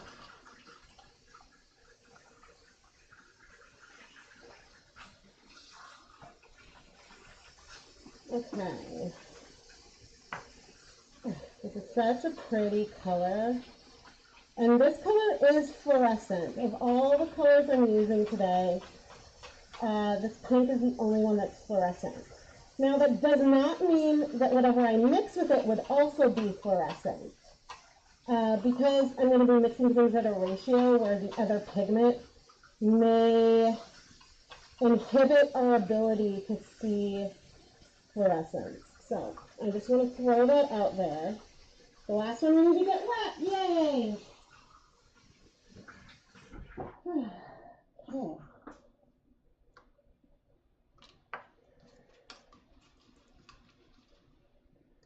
Oh, weird that this one clumped. I was expecting this one to dissolve like easy peasy.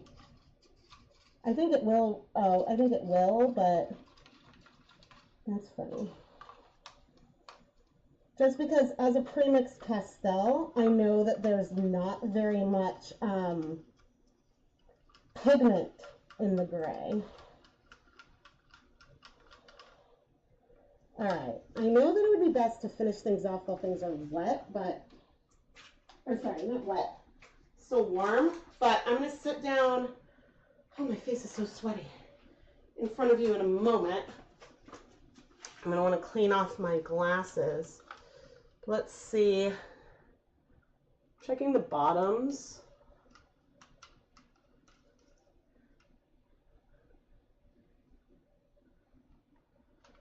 This is really tripping me up, having the like condensation, and so it's hard to see.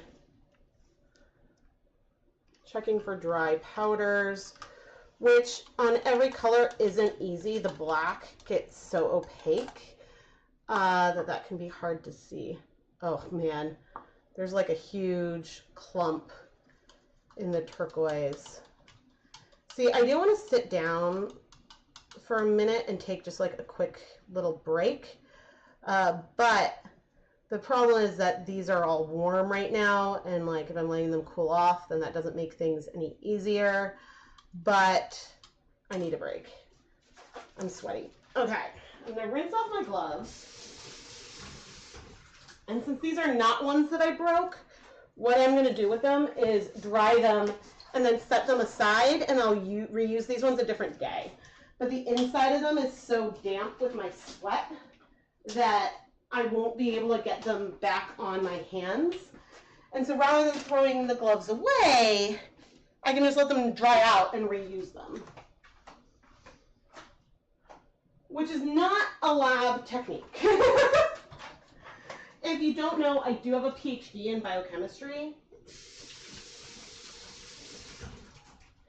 And so if I was working in a lab, if I took off the gloves, I would not put them back on.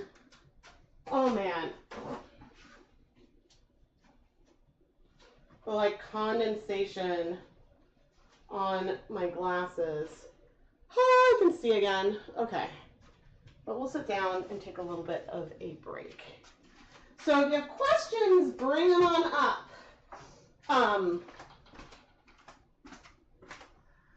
And I will return in a moment.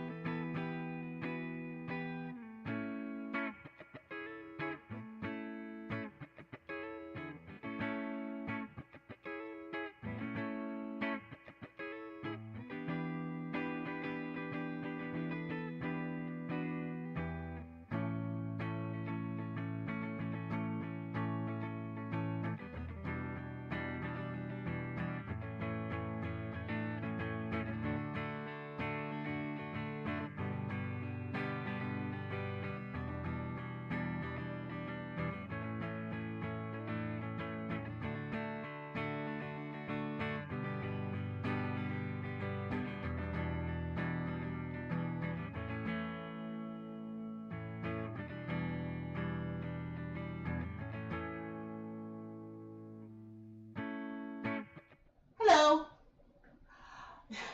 If I wasn't streaming, then while making stock solutions like this, I would probably be watching a show. Let's see, the shows that I've been watching now is I'm on the last season of Suits, because I went through and rewatched that, and I'm on the one that's only on Amazon Prime. I forget if the last one's season 8 or season 9, but there's one of them that's on Amazon versus Netflix. And then, now no spoilers, but otherwise today I would be watching the new season of Bridgerton. But I'm not doing that because, well, I'm here.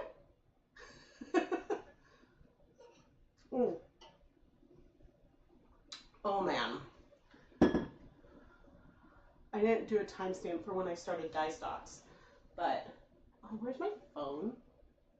Uh-oh, oh, it's over there, fine. Oh man, my back is hurting because yesterday when I was doing the mosaic, oh, I should show you guys a photo. Some of the stuff I did yesterday.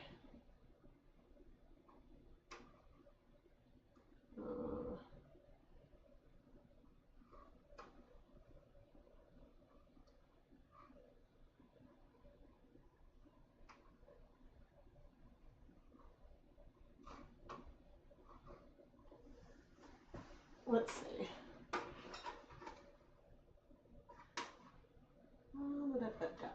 All right. So one of the things I did yesterday that I'm super proud of, transform, fit to screen. Nope, I want to move you away from my face. So one of the things I did yesterday was I did this little shoe. I think that the colors around it were already there, but I cut the pieces for the outline, and I had to cut down the gray. There was a second shoe that someone else did that I finished filling in, because we had, yeah, and then I finished filling in, and so, but yeah, I did this one all by myself, and so I'm very proud of that. But I had, because a lot of the background area was already done, I didn't have a ton of space to work with. So that's one of the things that I did. I did that during the day yesterday, and then last night when I volunteered, I was like, I got to be one of the supervisors. Back to screen.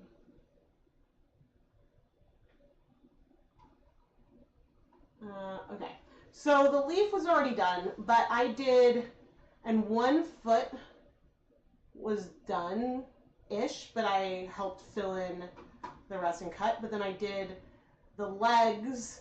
I finished the tree branch that's here, and then the yellow and the blue are part of the sky. And I did this section of pink. I think I did that section of sky too. And then a different day, I did a lot of this brown as a tree branch. But I didn't do the leaf myself. Someone else did that because it's a big community project. But I was very proud because, like, people are working in sections and you try to finish off a section before going on to the next. And so there was all this space that just needed to be filled in, or like tiny areas where, like that little area of blue, that's blue sky that's next to one of the leaves, like that is so small that someone wouldn't necessarily be assigned, or if I'm supervising people working on the tree, you wouldn't necessarily have them do that bit of sky. And so then I went and got the pieces that I needed and did that. And so it's kind of fun that I now have, then I'm able to do this much. But we have to finish it by Wednesday. Yeah, but I also got approved to put the tape on top because the way that they do this is they have a sticky mesh and they've sketched out the design. And so then the lead artist, it's a little particular, we'll tell like what colors, or if you want it's a gradient or what, and there's a sketch that you follow. But yeah, so then you lay it out on the sticky mesh, but then you put this tape on top, and so then they'll cut sections from it, flip it over, and cement to the back before putting it up on a wall. So the mesh is really just there to help with placement. But this section was a little bit tricky because there were some bubbles under the mesh because it's in the center of the table. And yeah, but anyway, the reason why my back is hurting is because this was in the center of like a table, because we have 4 of those big like folding tables that are like 2 together. This is like a massive mural. And so just reaching in the middle of the table and leaning like that for, I forget, I did a couple hours during the day, and then I did like 2.5 hours yesterday evening. So my back hurt. But yeah, I now like can go and like pull colors for sections, and so I was helping other people do it. But thank you, I'm glad you like it. So it's none of it is like my design or anything. I'm basically just a volunteer. But yeah, and I'll be talking about like this a little bit, I think, on the Patreon, but I don't want to like be like, hey, I mean, I know people can figure out probably the town that I live in, but I don't want to like, yeah. It's hard when it's like such a local project, but yeah, and one of the days, like, we supervised some kids, which is hard because there were some time slots where kids could come and help, but I think the rest of the time they've asked people to not bring kids, and they're only having those of us that have done a lot come in for the rest of it. But I'm very, very happy and proud, and it's like, you know, I'm an artist, right? But this is something that I'm doing and like literally making with my own hands, right? That's going to be on a wall in my community for forever, right? And so that's just so cool. And yeah, I just think that it's so cool to be dealing with something that's this permanent, because like I have garments that I made a decade ago that I still wear, but the impact of it is different, you know? And so that's just very, very exciting. And yeah, but I'm exhausted from the lean. And so, because yeah, normally my back, because like I lean when I'm tying yarn, but I also stand upright a lot and I have things set so it's comfortable. And so normally I don't have things where I'm like leaning and reaching for as long. But sitting down for a moment is nice. This is my massive mug that Keith got me that is a little inconvenient because it's heavy and big, but it works. I think it's going to work well for streaming because it holds a lot of water and I think it's hard to tip over. But normally I have like a little table where my computer is for editing, and so I don't have space for this next to it, and so I'd worry I'd knock it off and then I then dent the floor. So, oh my gosh, but 2 a.m. That's amazing. Thank you for joining all the way from Australia. I've been to Sydney once. And I was just telling this story to someone recently. I was a college student, so I didn't have a lot of disposable income, but I did get more local cuisine than this. But on the day I was going to leave, I got a hamburger from McDonald's and I went outside to eat it, and I like take a bite and a seagull comes and takes it from me.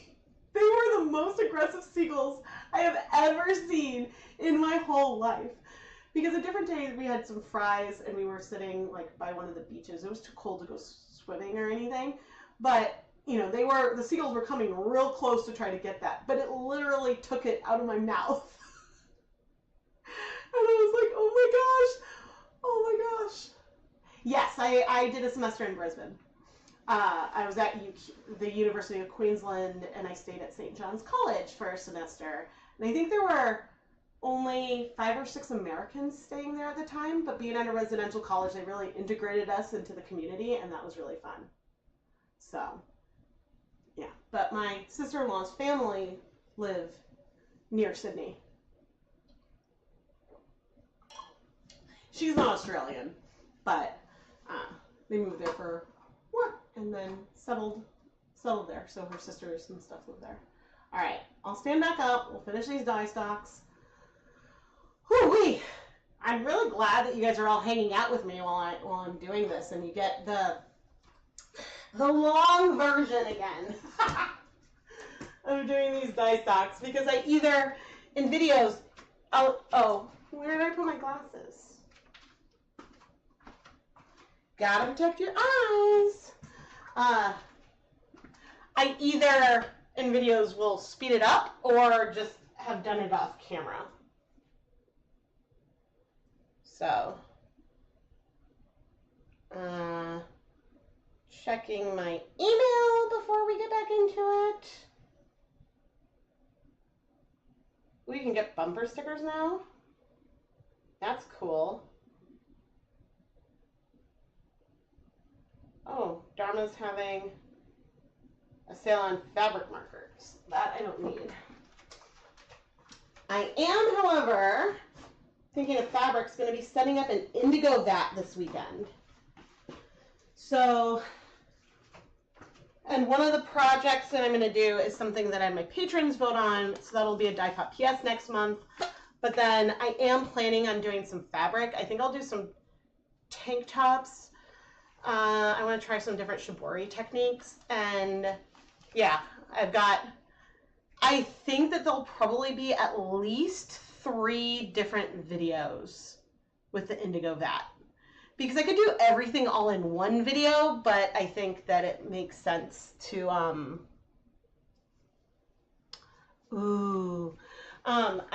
would try to do everything all in one video, but I think that would be too much to keep track of. And so I think the way I'm going to do this is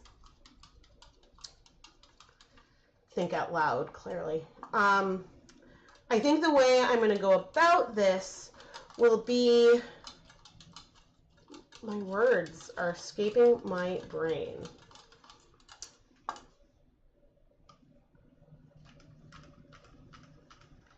Oh, I think that when I film the setting up the vat, it'll be long in the first video, and then I'll do a time-lapse version of it. But I'm going to try Jacquard's Indigo kit. And so that is my plan. All right, let's do the silver gray first. because I think that this is the most soluble and this should be the easiest. Making more hot water.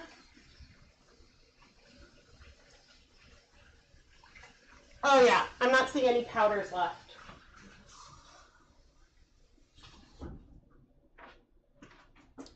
Which is good. It's just the dye coating it. But here's where I need to be careful because the cups shouldn't fit. I think these cups would barely fit 250 milliliters, but I don't want to put too much water in here because if I do that, then I won't be able to transfer it to the other container well. Now, one thing you can do when making stocks is you can pour back and forth between different containers. So I could, if I thought that there was too much powder left, I could take it from here, pour back in here, etc. So you have options. Oops, that's probably too much water. But you can see that there's barely any pigment left in here. Oh no, we're good. We're good.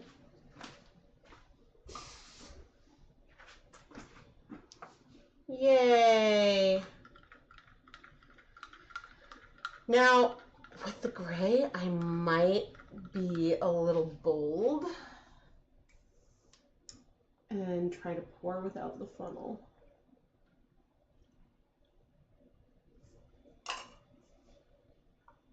Okay, but I'm now filling up to that 250 milliliter mark.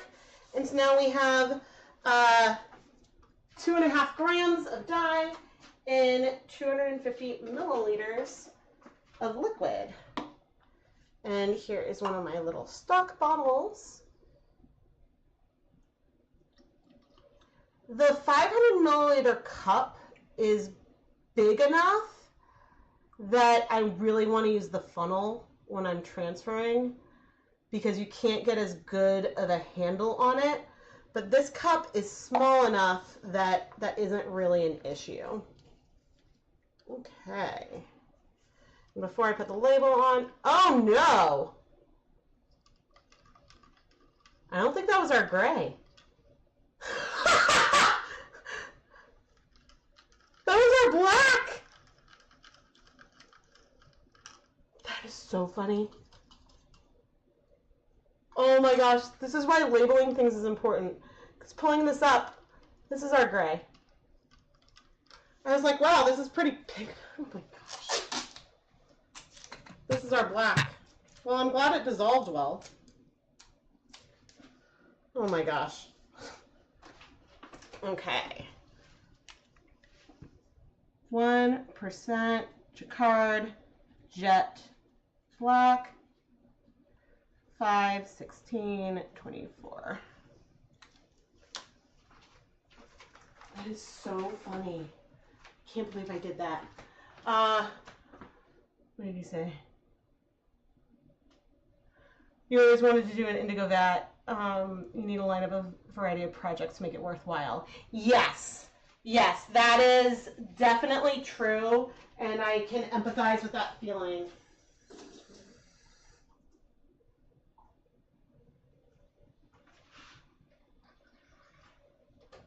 Because you can do 5 pounds of fiber.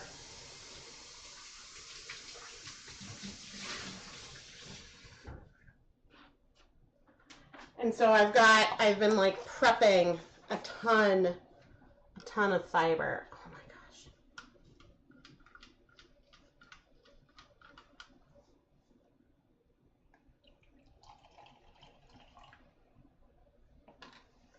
I can't believe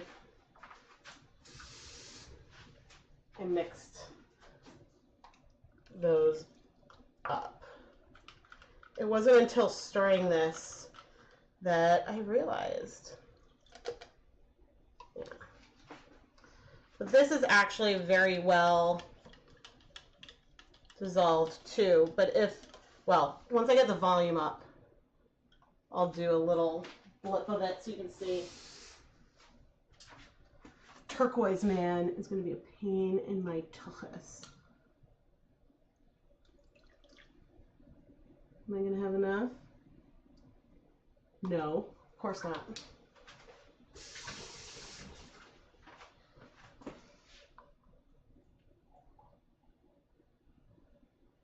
Okay. I'm going to prove to myself that this is our gray. Yeah, because see, putting some of the 1% stock solution straight on here, it's gray. If it were black, it would look black. In fact,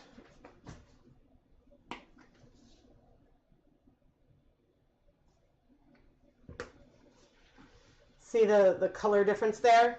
And so, now in theory, you probably could make your own gray stock solution with using just a lot less black. But the one difference is that the colors that are in silver gray may be optimized to give that true gray color, whereas black could have different components in there. But a lot of times I do like speckling, sometimes with grays, especially if the gray is also a primary, a little bit more than black, because it's very easy to add too much black powder, but the gray speckles look black and it's just easier to spread out. This is 1% silver gray. Yeah, and the dates there are just that way I know exactly how old things are. But oh my gosh, I'm editing all these videos that I did with old dye stocks and I had so much like midnight blue and purple. You feel old, you wish which was more light fast? I think indigo is pretty light fast. I think one of the oldest examples of dyed fabric ever was indigo, but I could be wrong on that.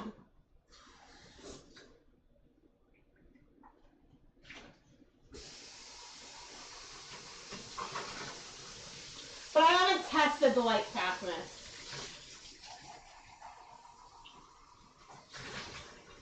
All right, I'm heating up our water again to do our fuchsia. Oh, but that looks so good. Oh, that's such a relief.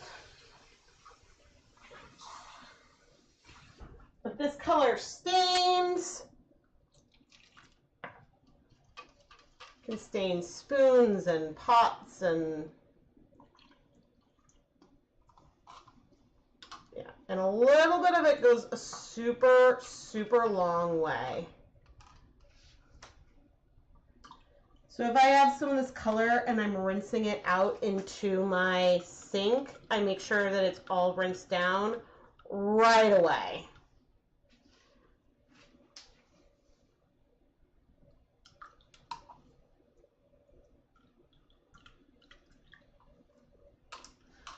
See, it's better to keep needing to go get more water than to overfill your container.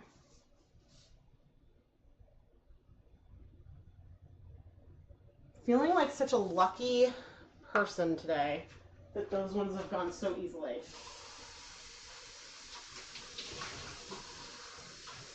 Now, I don't want to jinx myself though, because that turquoise I don't think will be quite as easy. This is so nerve-wracking. There's like a full minute delay today, or more.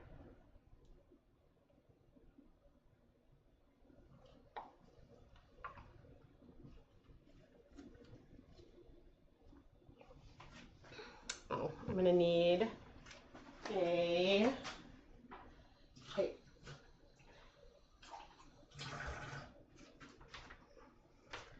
But you can see just how little dye gets left on the container. This is me rinsing it out, and it looks bright pink, but given that it also looks very clear, that means that there's really not much pigment there.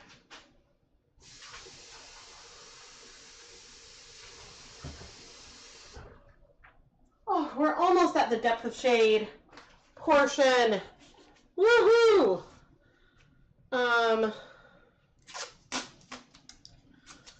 But I'll probably say this later as well. Oh, but what was it that I wanted to say? Oh, sometimes if you're dyeing a color and it doesn't look pigmented enough, you might need to double the amount of dye or go close. Because sometimes if you add just 10% more dye, that would be enough color that you would notice a dye lot difference, but they might look very similar. Hot fuchsia.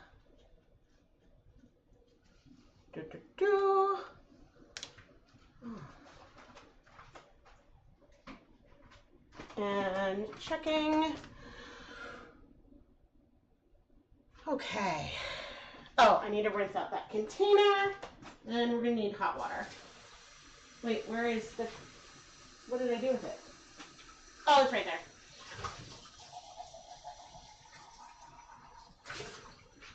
Okay.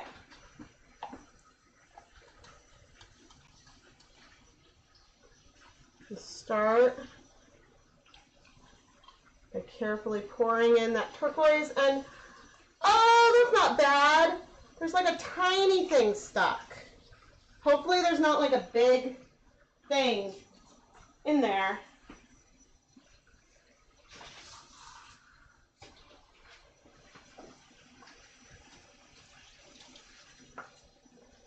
Oh, but that's really not bad.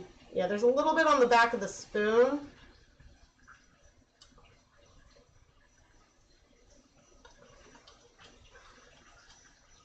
Now, turquoise is a different molecule from Caribbean blue, but I will say, actually, you know, I don't know if turquoise is the same or different from what's in Caribbean blue. I know that the true turquoise from Dharma, that is different from Jacquard's turquoise. It's possible Caribbean blue is similar. I do like Jacquard's turquoise better than whatever, I like Jacquard's turquoise better than whatever Dharma calls their turquoise. But I use Caribbean blue a lot, so. Oh, no, go in. Oh, I need to get lower.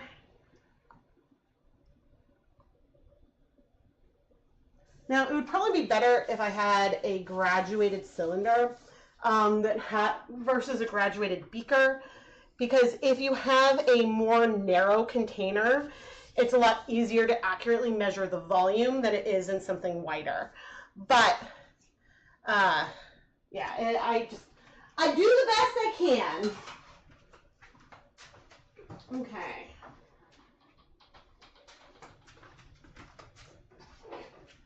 No, wait, is this turquoise or true turquoise? Just turquoise. Okay, and hopefully we won't make a big mess here.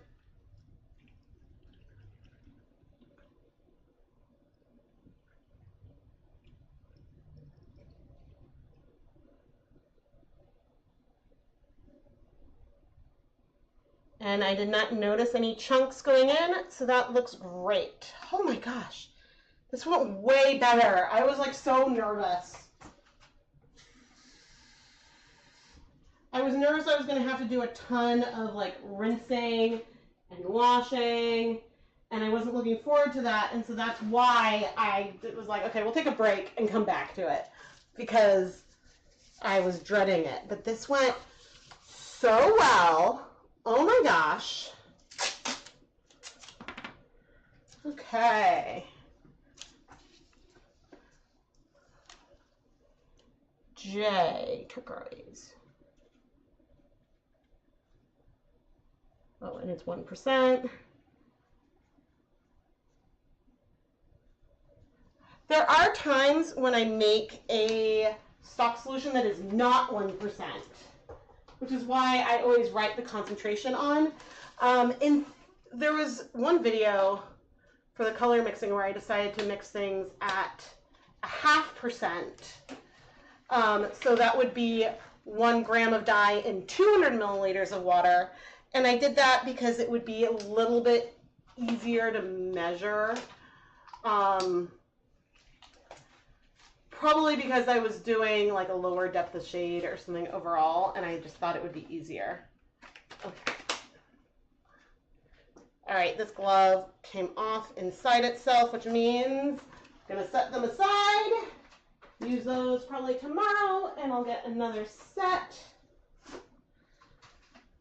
There was a time when if I did that, I might have thrown the glove away, but during the pandemic, gloves got so expensive that, I mean, I would always reuse gloves throughout the day, but I became a lot more careful with tossing them. Hello. Okay. Where is my cool?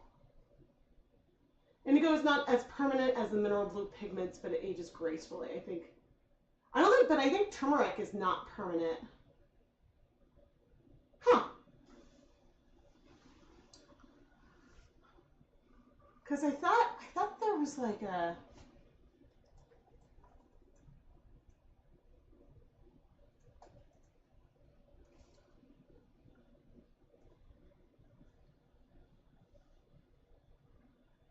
Vintage.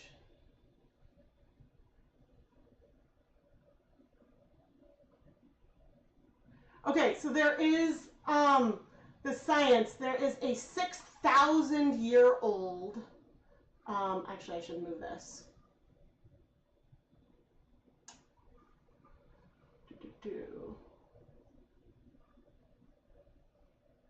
Here, and I can come over here. All right, this is what I remembered.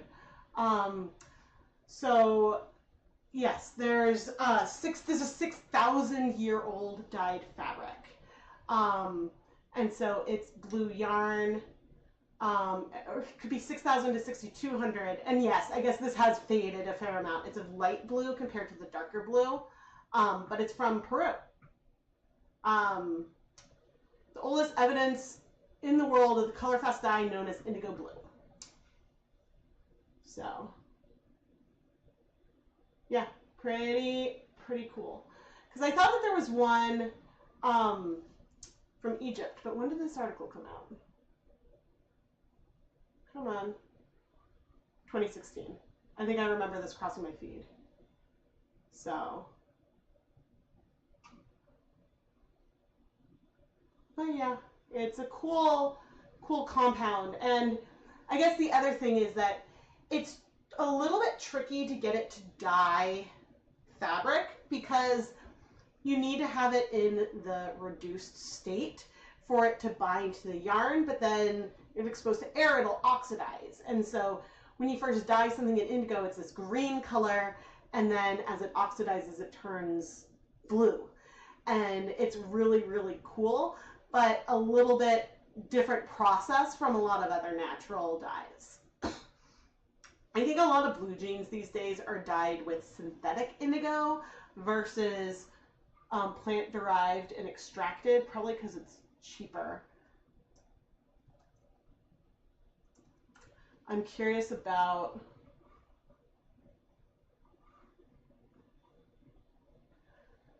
so I had a company send me once their plant-derived indigo, but I'm curious where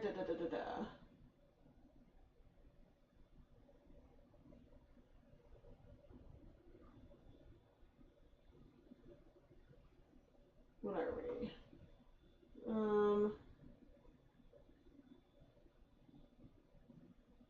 Okay, so this is synthetic indigo, which, you know, they're like, oh, it's molecularly identical to the natural occurring dye. I think it's, my PhD was in natural product biosynthesis, and one of my colleagues was actually working on, like, I think it was like it was a bacteria or something that would synthesize something indigo adjacent. Which it's cool when you have something like that that works that's so visible. But anyway, that wasn't what I was working on. But yeah, extracting a natural product from a plant or something, when you're doing that, you always get a lot of other materials and things in there. So that's why whenever you're doing natural dyeing, there's a lot of other stuff in there that, you know, it maybe isn't going to dye the yarn or might dye the yarn temporarily. And so a lot of times then you need to try to purify things, where if something has like as blue a color as indigo, it's a little bit easier than if something is more yellow. But anyway, yeah, did a lot of purifications and stuff. And I've never done like a huge scale synthesis like that. I mean, my big scale syntheses that I did were on the order of grams. Whereas there were times, and often more like micro or nanograms. So like little bitty amounts of stuff. But anyway, I think that was the article that I was remembering. That is one of the oldest textiles ever found. So anyway, just thought that was pretty cool. And okay, I think I'm gonna quickly insert an ad as I drink water. I need to find my thing. And I'm not going to talk about anything in particular here.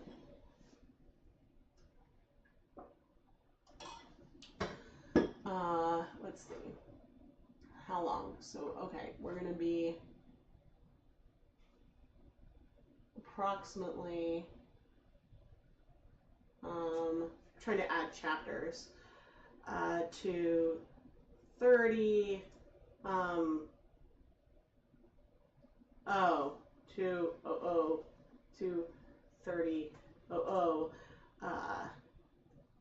the shade.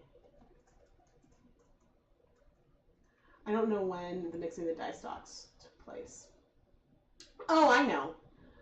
So 0 intro and yarn. Okay. About 15 minutes after that. Oh no. I guess I need to go back and check. Let's see.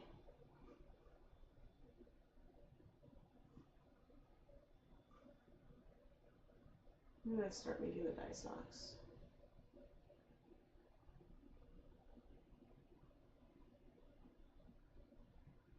Maybe around 107.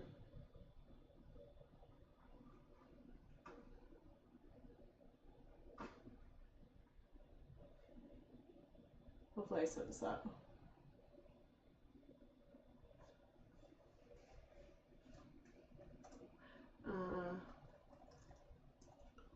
Dye stocks this way if you're watching the replay. There we go. Then you know you can jump to a various part. But I forgot, I don't know if I inserted the ad or not, but I'm not going to insert it again because I don't want to do that twice. All right, I think I probably did. I'll stand up in a moment. Okay.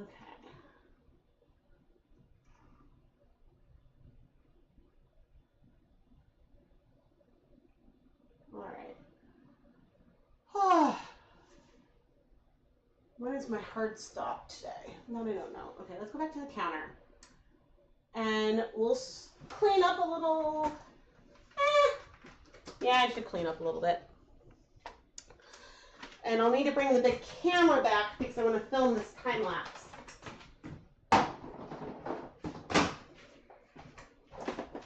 But for this depth of shade section, I did something very similar a long time ago in the math of yarn dyeing, and I don't know if I did it with Dharma or Jacquard acid dyes.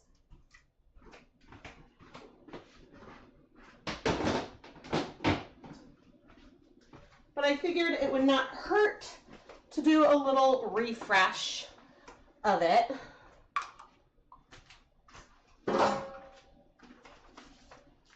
And so I'm planning on mixing between a 0.25% depth of shade and a 4% depth of shade.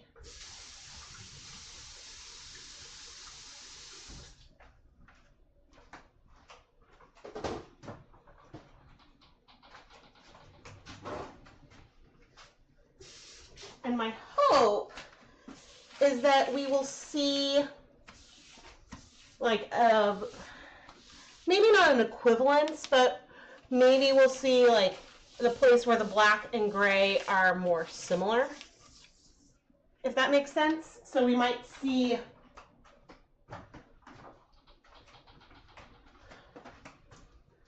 and I don't remember, maybe like a 0.25% depth of shade of true black is equivalent to a 2% depth of shade of silver gray. I'm making those numbers up off the top of my head. That is not necessarily accurate. Okay. And I wrote down the milliliters I would need. Oh, because I talked about some of this before, but I see. Okay. All right. Hopefully that these will show and maybe be in a little bit of focus. Depth of shade is the number of grams of dye that you're using per 100 grams of yarn. And the reason why there's a multiply by 100 is because that's how you get the percent. A stock solution concentration looks very similar, but it's different. It's the grams of dye per volume of liquid. So a 1% stock solution is 1 gram of dye in 100 milliliters of liquid.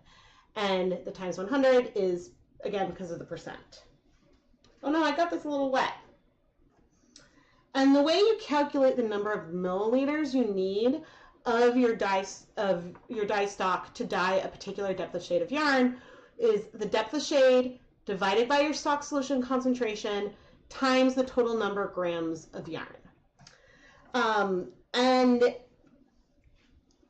what's funny about that is when you're dealing with a lot of ones, so if we want a 1% depth of shade, we have a 1% stock solution, and I'm measuring out 10 grams of yarn.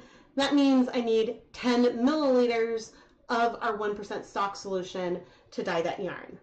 If I want to do a 4% depth of shade, then this would be 4 over 1 times 10, I need 40 milliliters of that color.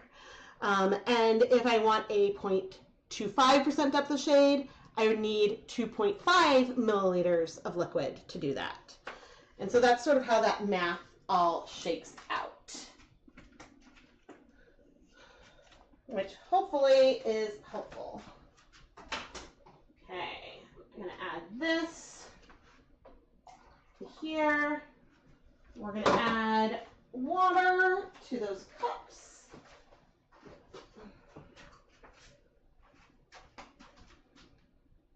My sink is full of dishes, and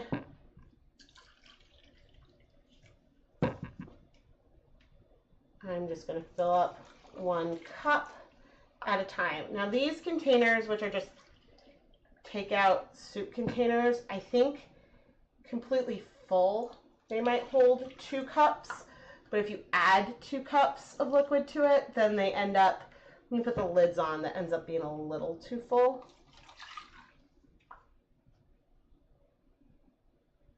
Imagine if I was doing my measurements in Imperial. Ugh. I mean, you could define things as long as you're consistent. Like instead of per 100 milliliters of water, maybe you do it per cup of water. It's just the fractions of that get a little bit more complicated. Now, it's okay if we have some variation of volume here. If I was doing an experiment in the lab, when I add 40 milliliters of gray to 1 container and 2.5 milliliters of gray to another, I would then add the 37.5 milliliters of water to keep the volumes the same. For dyeing, that level of precision is not important.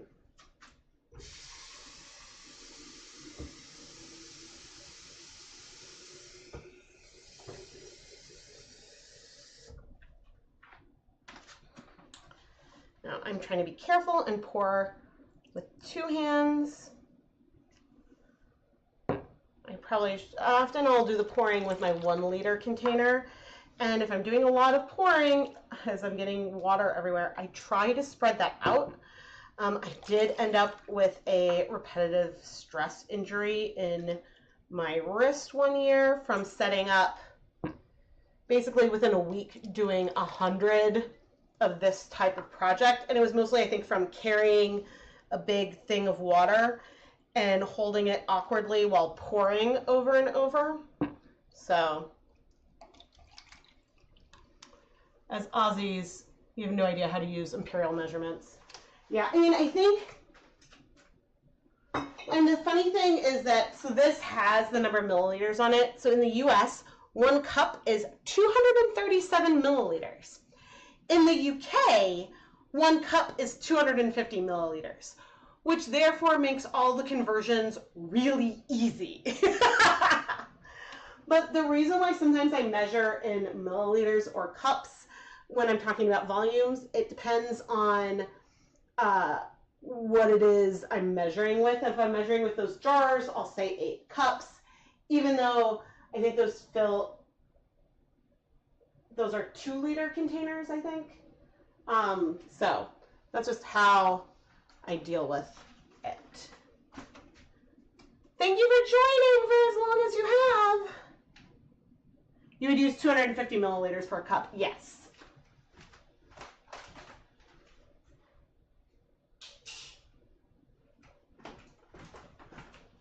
And I know 1 tablespoon is 15 milliliters and 1 teaspoon is 5 milliliters.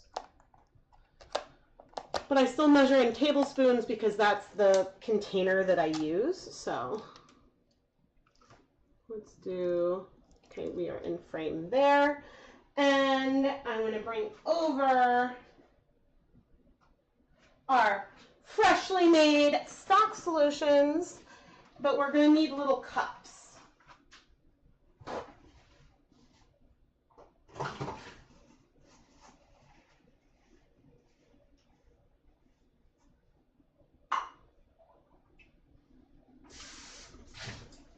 And I'm drying out the inside of 2 cups so that way any water droplets won't affect the concentration of our dye, because we don't want to mess with that. Okay, and I need syringes.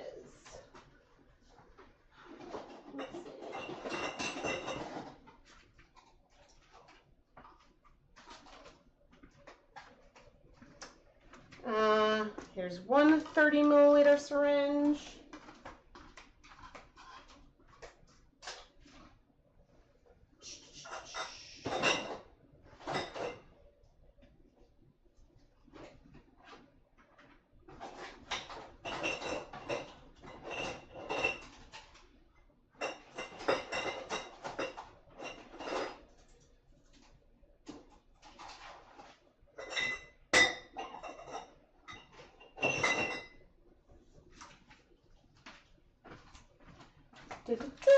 Okay, I think what I'm going to do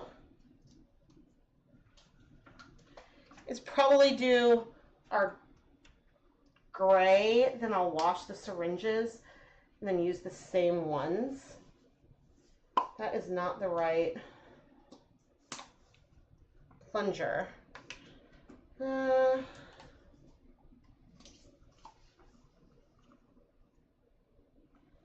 Okay, maybe I won't use the 30 mil, maybe I'll use the 20 mil twice. And I can use the 10 for a 5. Okay.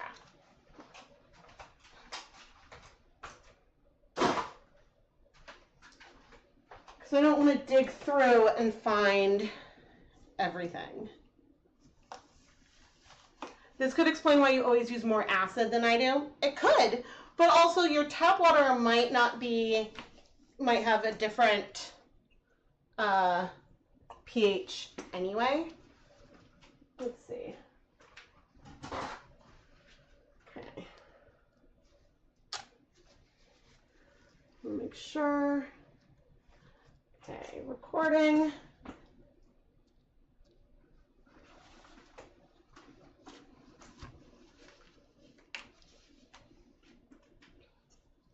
All right, you always want to shake, which also then means that there can be a mess because some dye can get trapped in the lid. All right, I'm pouring out a lot into a cup. I'll be able to pour this back in, but let's start. I'm going to measure out approximately 20 milliliters. And we'll do another 20 milliliters. Now, I'm cold processing things today, which means, because I'm cold processing, I don't know if the 4% depths of shade will strike. It's possible that the grays should, the black may not. So I might need to heat set that separately. Oh wait, I have a 10 mil. Okay.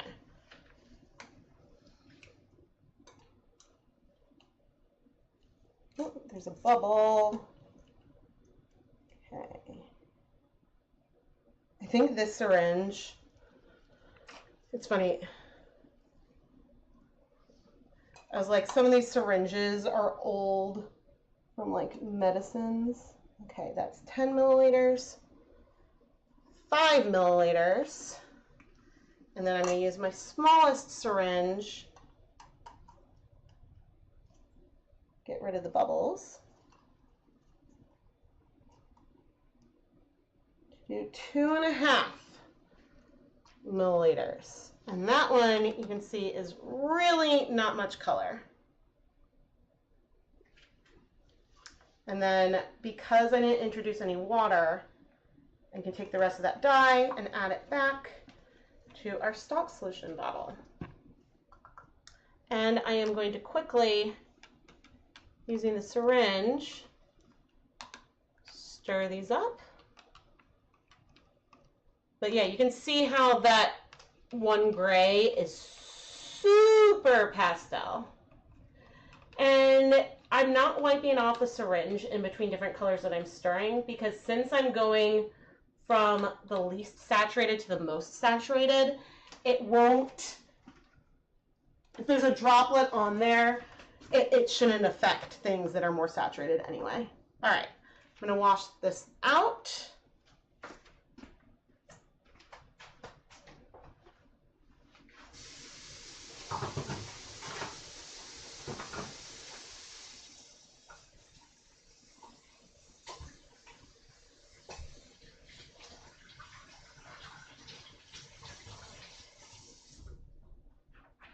And I'm going to dry them as best I can, so that way I'm not going to introduce, I don't want to introduce water into our black stock solution. There might be a little bit that gets in there. It is what it is. We're doing the best we can here.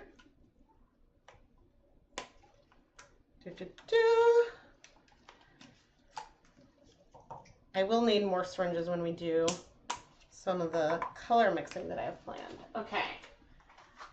I think I'm doing these on Hawthorne. All right, let's do this. We are going to record again.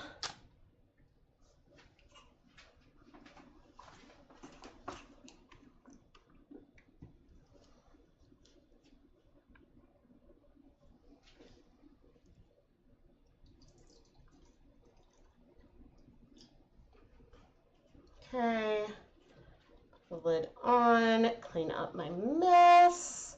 This is why, because stuff can get in the threads of the bottles, that is why I always store dyes with a secondary container. Okay, this is going to be a lot harder.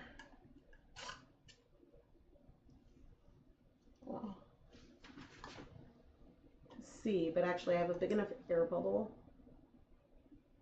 that makes it easy. So 20, 10 grams of yarn is so small. 40. I think you can do maybe even higher than a 4% depth of shade of jet black, but I haven't done that personally. Okay, 10 milliliters. I am wearing my glasses in case there's any splash.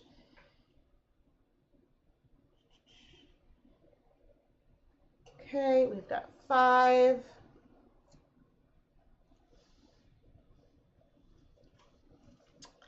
And then 2.5. Oh my God.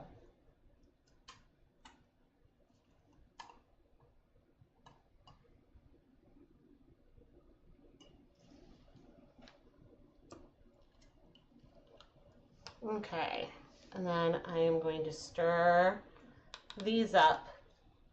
But see, without me even adding the yarn, you can see one of the points that I wanted to make from the beginning, and that is the depth of shade is a comparison of one dye to itself, and then on the same yarn base. And the reason why this is important here is that this is a 0.25% depth of shade, and this is a 0.25% depth of shade. They are the same depth of shades. It just so happens that True Black has more pigment in it per gram than Silver Gray. And so that is the big difference between the colors. So,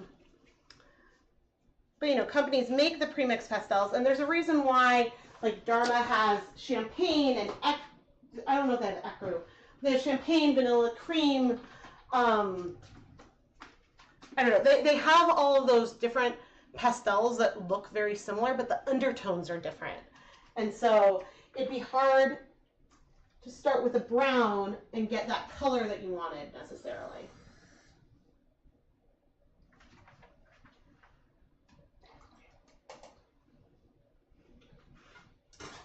But one perk of Dharma is that they actually price out their dyes based on the amount of pigment that's in them.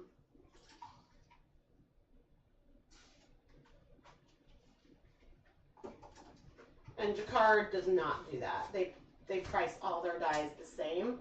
And I think that there's pluses and minuses to both ways of looking at it. I mean, it makes sense for, like, electric violet is really expensive. I think there's a different color that's even more expensive than that now. I forget which pigment it is, but, you know, if a dye has very little pigment in it, then it should be cheaper. You know, that just makes sense. Okay.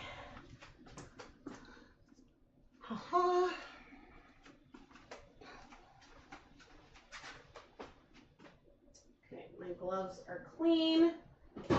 We need, nope, where are you? Nope.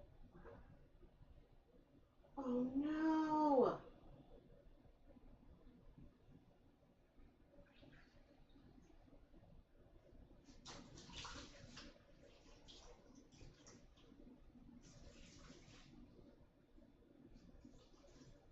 One of my zip ties bled. Throwing that away. Okay, not so much on this yarn, but I'll show you the other one. And I mean, I could probably make that my green, but oh dear. Okay, let's try to find one. Not very much. I was like, sometimes it's like if I pre-soak for days and days, but I must have had, I need to start making sure I really wash my zip ties again. Okay.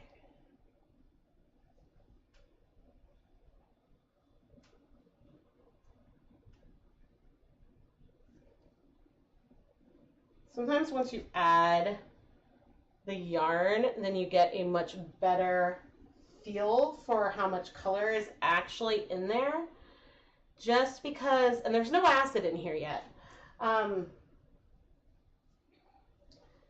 Just because then you have something white in there, and yeah, it can make it a little easier sometimes. Okay, hopefully I did not mess this up. Okay. Look at how dark that 0.25% depth of shade of jet black is. It's darker than the 0.25% depth of shade of silver gray. Oh my gosh, is there going to be any overlap here? Silver gray may be less dark than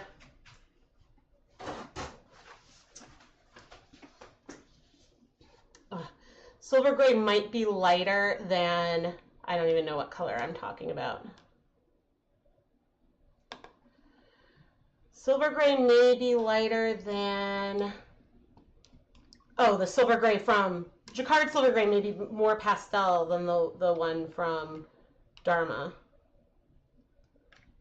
Because I'll see if I can pull up that photo, and it's basically what I'm attempting to recreate here.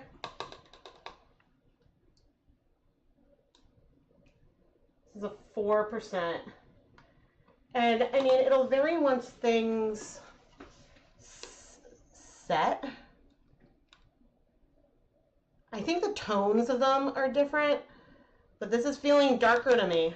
Oh my gosh. I hope I have more.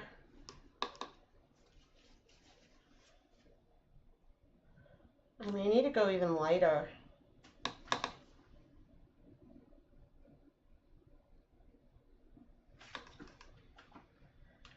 So there will be a visible difference between the 2% and the 4%.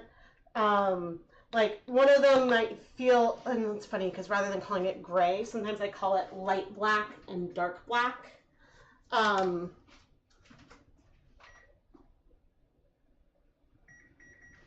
going to let this sit for 15 minutes, but I would say jet black feels a little bit bluer, but oh my gosh. I'll have to look and see what I did in that math of yarn dyeing video. Is that a timer? Yeah. You don't need to let things sit, but it certainly doesn't hurt anything. Oof. Okay.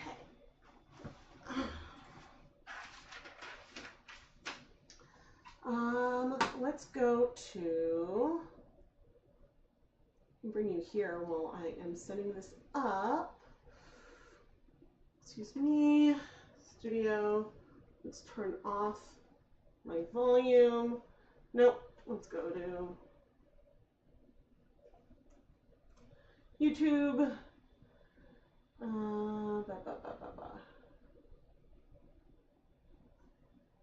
FAQ.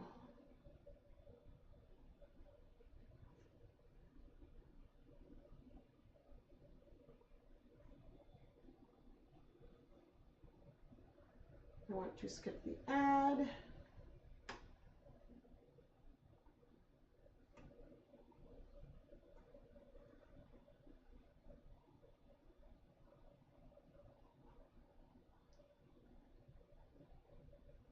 Okay, yeah, these are Dharma dyes, but where can I see it with labels? Okay, I don't have labels here. I will bring you to it.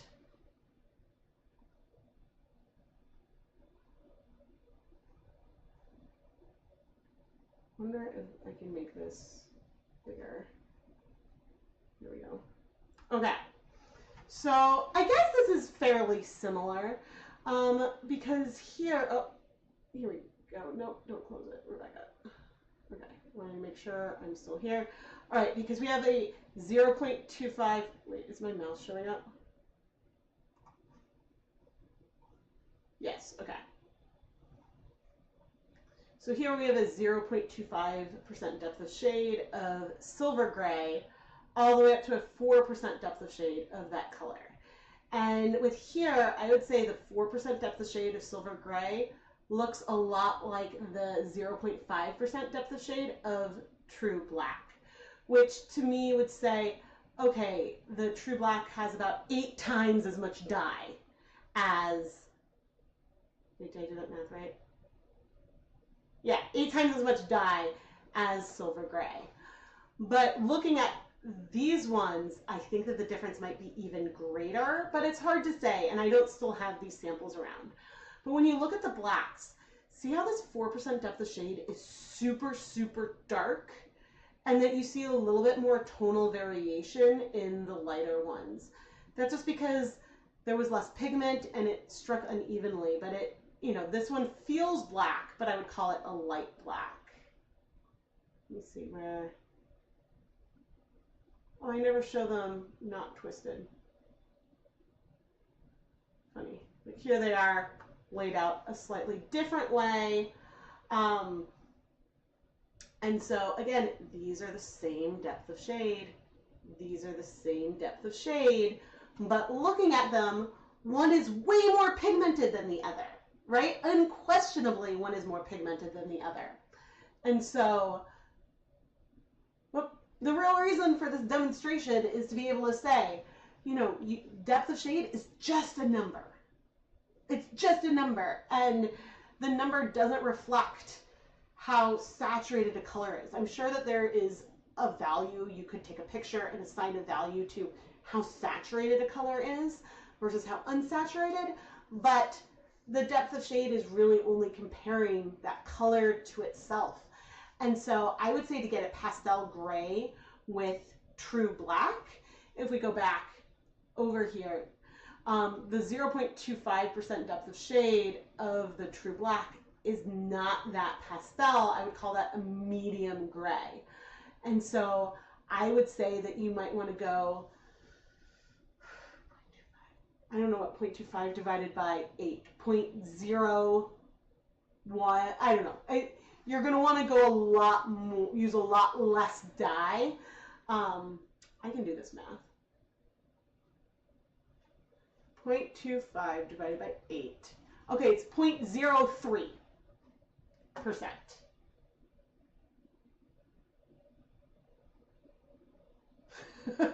So that's small, because that means on 100 grams of yarn, you need 0.03 grams of dye. That is so little dye that I cannot accurately measure that with my scale in a way that I would feel super confident about it being at all reproducible. Yeah. So, yeah, 0.03, that's so tiny. And also, on 100 grams of yarn, because what?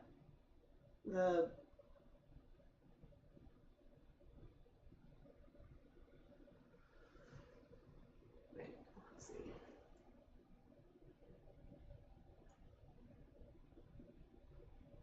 The 1% would be. And so you can measure out 3 milliliters of a 1% stock solution to measure your yarn. But think about the difference when you're going like that light. You can do that, but it might be easier to measure out a bigger volume of the silver gray, which is why silver gray exists, because it's a lot easier to start with something that you know is going to give you a gray versus using too much of it and getting something too dark. So, yeah.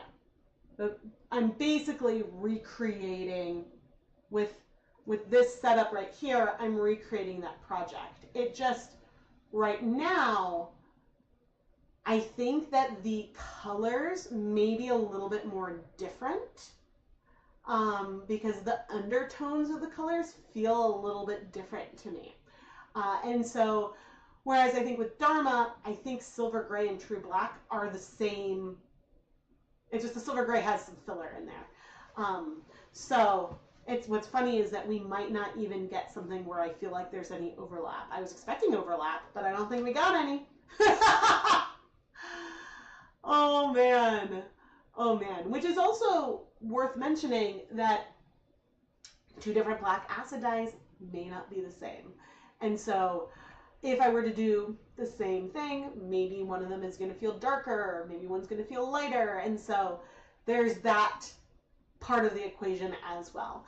And so you can have a recipe that you use and love and try to translate that to a different brand of dyes, but then you might need to tweak things more because someone's primary blue might have a different undertone, or it might be less pigmented than another brand. And so, or you might be using a dye line where the colors that you have that you can use are more limited. For example, greener shades acid dyes, they don't have a fuchsia in there, and they also don't have a turquoise. They have a lovely primary blue, and they have 2 different reds, but there's a limit of what you can mix there. And so if you are substituting those colors in for like a cyan and a magenta, the colors are just going to be different. And so, yeah. And so I think, where is my Jacquard? I do have the triangle from Jacquard. Oh, I can find that.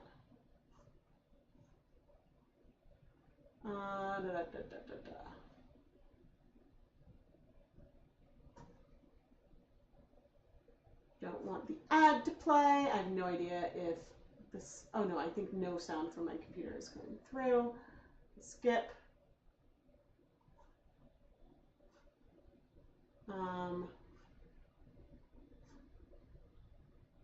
Because after I finish this, I'm not going to be using these 3 colors to do our color mixing, although I do have a project where I think I'm going to aim for that color. Just getting a screenshot so I can remember.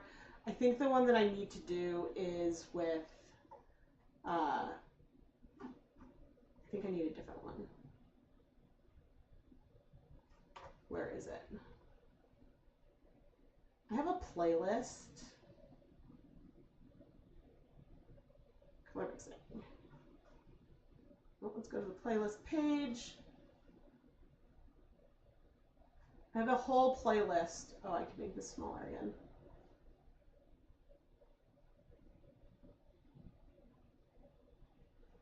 I have a whole playlist of color mixing. And so this, yeah, I try to put all these videos that I do in this playlist. But the one that I want, I think, is this one. I want the triangle. Nope, and I want my hand to go away. There we go. Nope, I don't want to full screen it. Because this is the turquoise, the yellow, and the pink that I mixed today.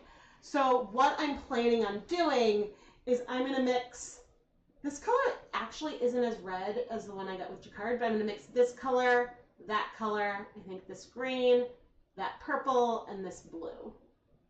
And then I'll also do the corners. So I'm not doing the full triangle, but I'm taking things from this, and I'm going to right now write down the ratios. So I'm going to want 1:1 green, teal is going to be 30.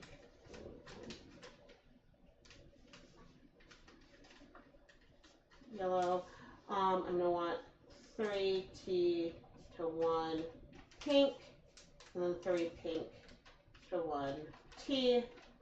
I'm going to want 3 pink to 1 yellow, and 3 yellow to 1 pink. And then I have 10 minis pre-soaked. I can't believe that that one just bled. Like, I have so rarely noticed color bleeding with zip ties. There's been a handful of times when I'm like, did this bleed? But it's usually after soaking for days, not hours. And so I've never seen something as blatant as this. I probably should have gone and filmed it, but I didn't. And then we're going to do turquoise, pink, and yellow. And then I could do 2 more colors. So we can talk about what we might want to do. I could bring out the black and we could mix we could mix some things there. Aha! In my experience, what would the difference be between jet black and toner black? So jet black is Jacquard's color. Toner black is one of Dharma's.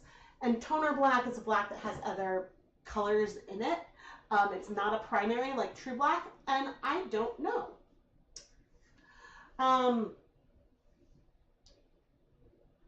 You've always wondered if toner black is designed for toning or sanding other hues. I think that toner black and jet black, so I think Jacquard's jet black and Dharma's toner black are very similar, and to get like the good black undertones, I think that that may have been a standard way of mixing it. But I think that when people started speckling more and it would break, people wanted a version that didn't break, and I think that that's why Dharma made true black, because that's a black that just doesn't break.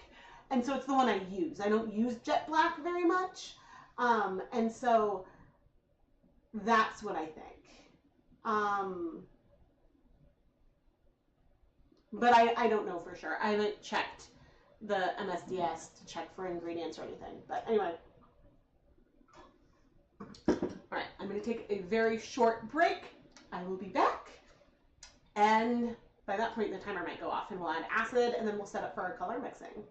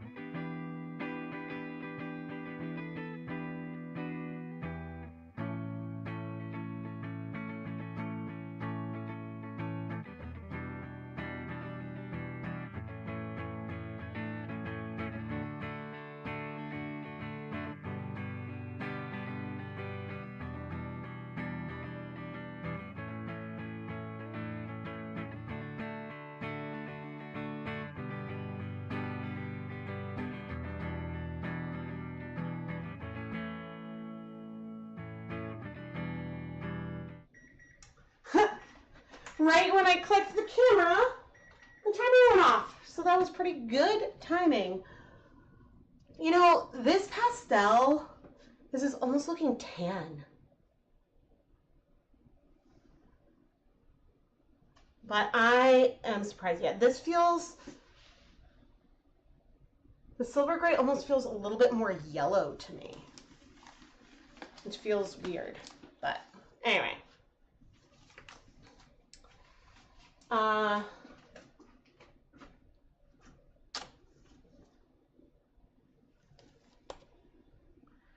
Hey, Rebecca, editor's note.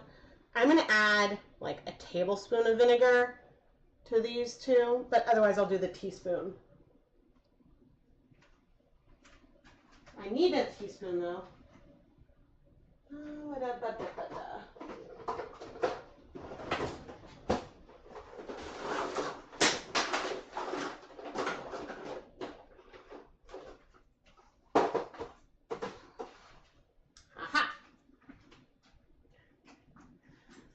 All right, we're going to add a teaspoon of white vinegar,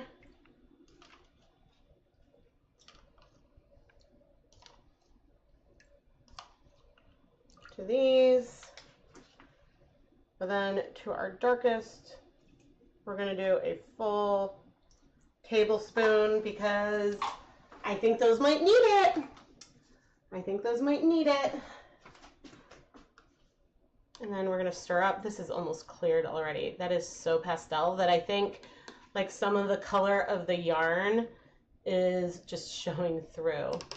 And I think that we'll have a lot more tonal variation in these very pastel colors.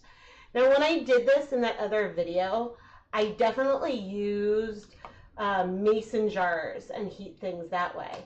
But when doing it that way, that means that I can't set up things the way I have them set up here. So And I really like being able to see things side by side. Yeah, this is looking like maybe a little darker than charcoal gray. I don't think if I wanted to dye black, I don't know if I'd often go up to a 4%. Some colors you need to be careful. There's some colors that I'll do at a 0.5% versus 1% because it can be finicky with bleeding. But, oh man. Okay, I really need to get lids.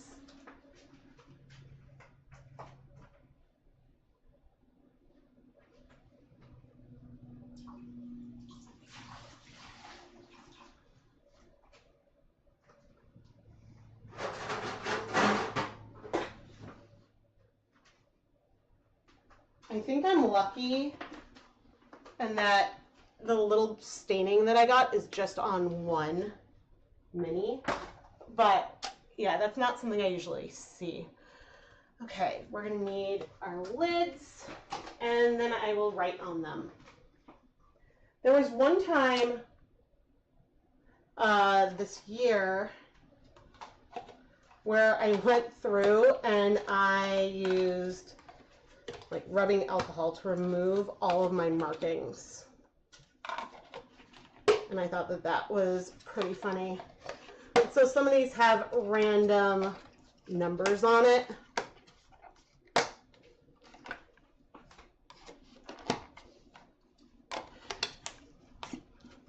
Which I'm not going to worry about because I use those when I do a bigger grid, but a lot of those are worn off anyway. So this is going to be 5. Oh, I should use, oh well.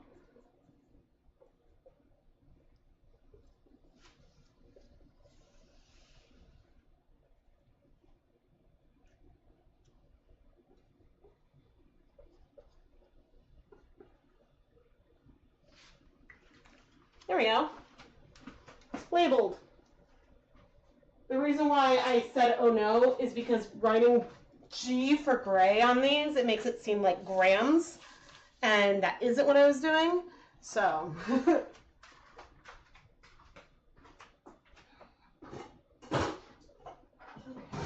bucket.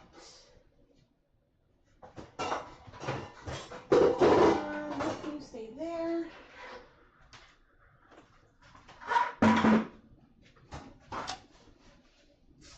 My sink is so full of dishes. Dying dishes. It's like there are so many. Okay, and when I'm going to put these in the bucket, I always try to put the darkest on the bottom.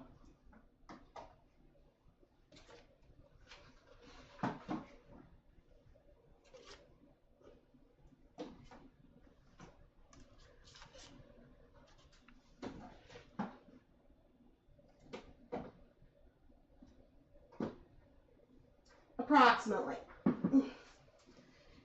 That way in case there's like a leak or anything. All right. You're always excited watching when you can catch it live. Oh, awesome. You like watching the process real time? Thank you so much.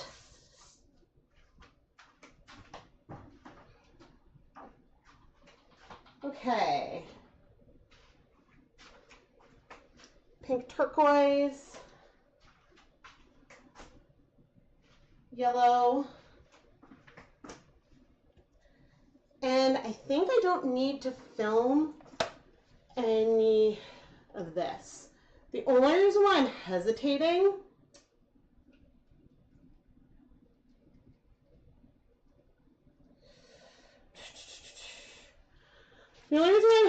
is because if something goes off, then I have a record, but I don't think I need to do that.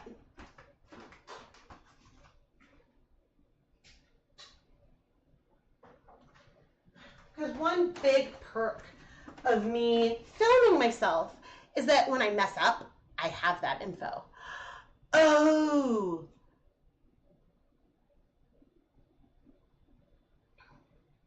No, that's why. Okay, it's still only 8 samples. I was like, because I don't need to do the yellow twice. But everything else is a mixture.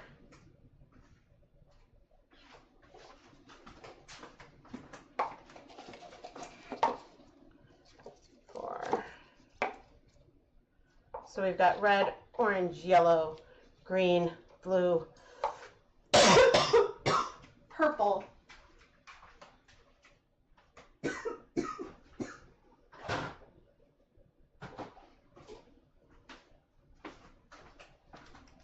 And then turquoise and pink.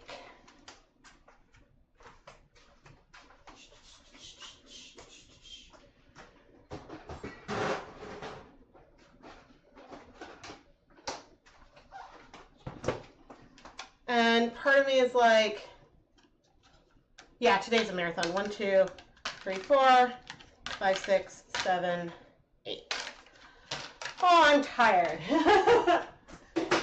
But I needed to do all this for a project, so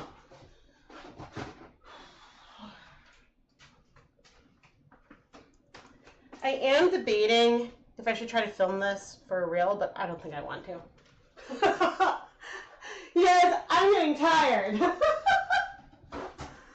Oh.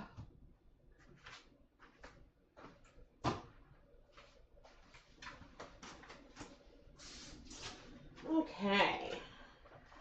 What did I... No, that's not what I wanted to do. I didn't need a damp paper towel. Okay.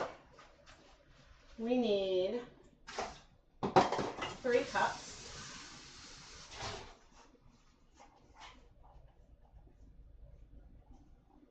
And I'm drying out the insides so that way I can transfer dye back.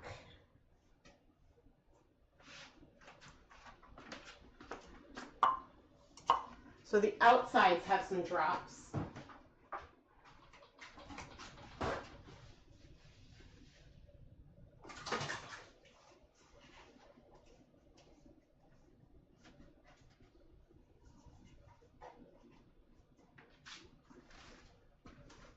Okay, and I need measuring tools.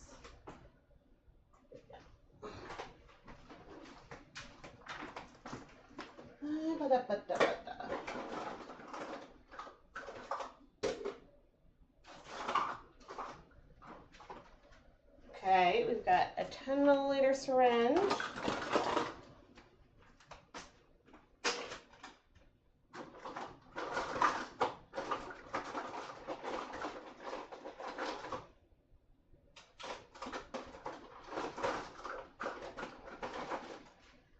Okay, we've got a 5, a 5, a 5.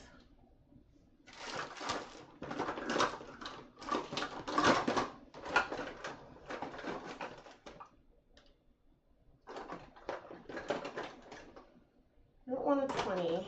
I don't think I have another 10. Okay, I'm going to make do with the 5s. And I guess I'll go ahead and do that for all of them for just consistency.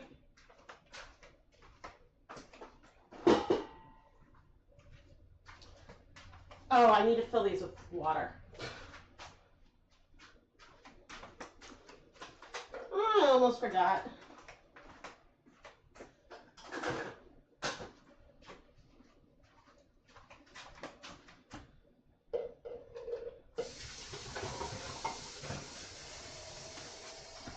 Here is my cup.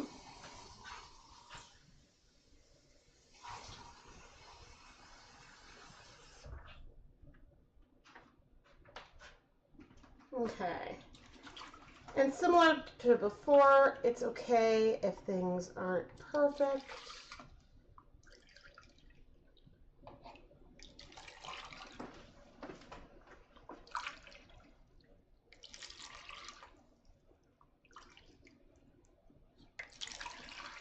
Okay, I only need 3 more.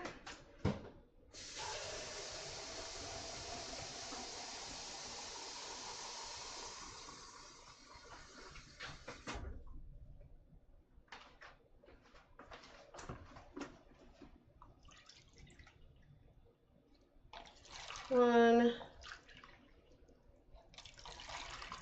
2, 3. Okay, this just has water in it. All Okay.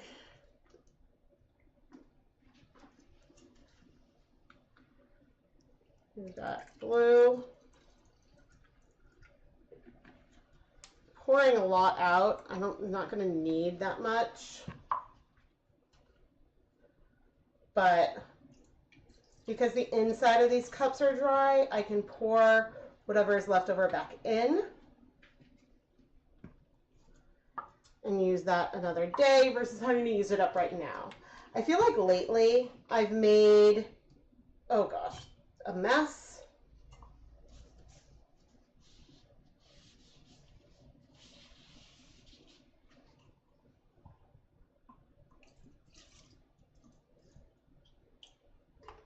I feel like lately, whenever I was needing to do stocks, I would use a container like these takeout containers that I have. And then, I would use a takeout style container, and then I would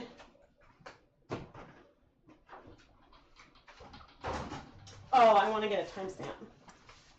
I would use a takeout style container, and then I wouldn't label it. And so then I wouldn't remember. Okay, let me see.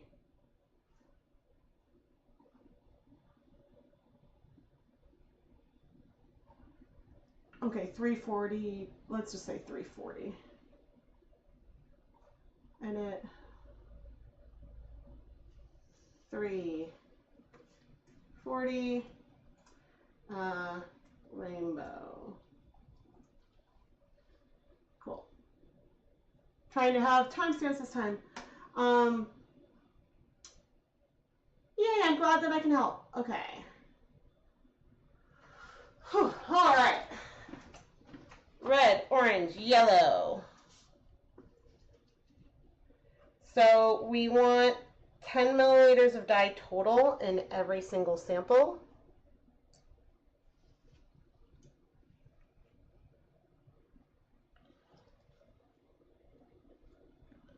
Okay, and then our orange, oh yeah, yellow's the one we need the most of. Our orange is going to have 7.5 milliliters of yellow, and our red is going to have 2.5 milliliters of yellow. And our green is going to have 5 milliliters. So that is our yellows. Okay. Our turquoise needs 10. 1. So it's better and has less error if I was using a 10 milliliter syringe, but trying to be consistent. Okay, so red, orange, yellow, green. Green is a 1-to-1.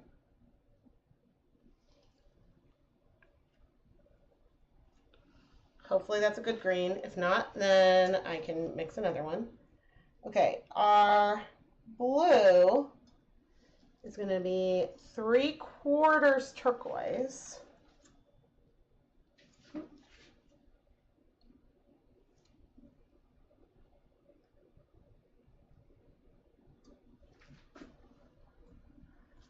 Okay, and our purple is going to be 1/4 turquoise.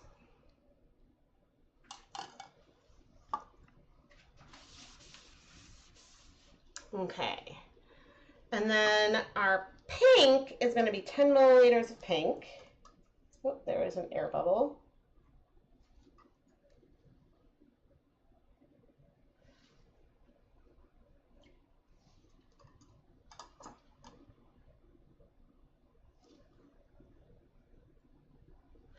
Okay, our purple is going to need to be 3/4 pink. So 7.5. Our red is 3/4 pink. But this might not be as red. That's pretty red. Okay, and our orange is 25% pink.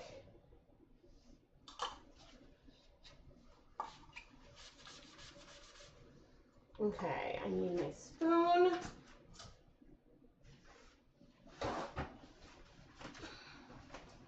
Now I can stir these up.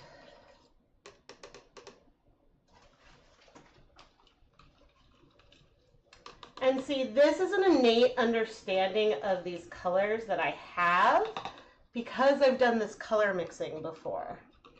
And so I've learned that a 1-to-1 ratio of this pink to that yellow is a little bit too red leaning. And similarly, a 1-to-1 ratio of blue, of the turquoise, and the magenta doesn't feel very purple. It's more indigo, I suppose.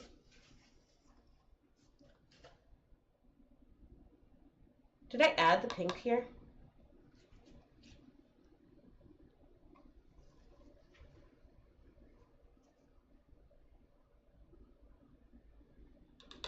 Okay, please tell me. I think I forgot to add pink here to the blue.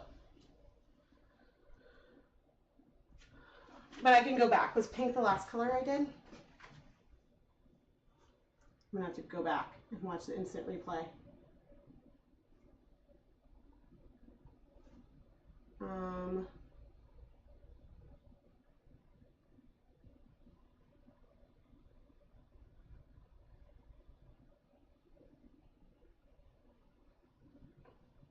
Can I speed this up?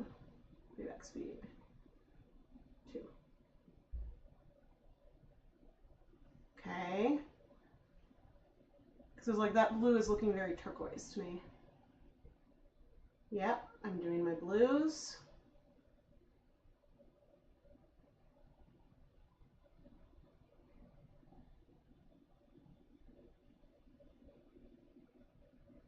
Okay, let's see these pinks, Rebecca. I'm watching it at double speed.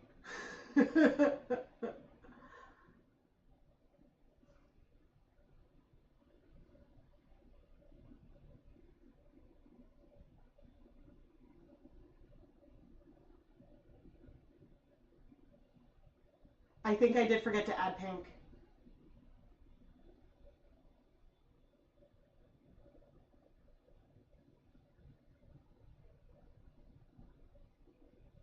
Yep, I forgot to add pink.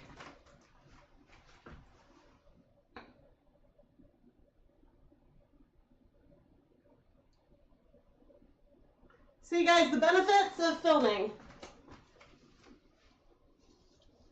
The benefits of filming.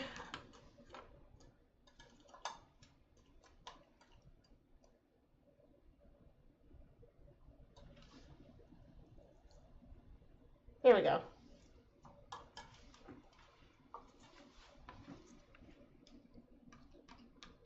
There we go. Yep, now that gives us a different blue.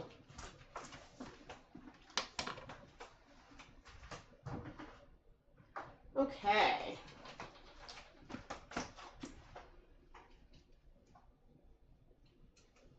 We go to add our yarn, the one that had the green stain is going to go in green. I think that was the only one that was stained. Why aren't you sinking in? This is Swish DK. These are 10-gram mini skeins from KnitPicks. And I am a KnitPicks affiliate. There are affiliate links in the video description. In general, it's not necessarily worth buying mini skeins from KnitPicks, except I didn't want to make my own. So that's why I bought these.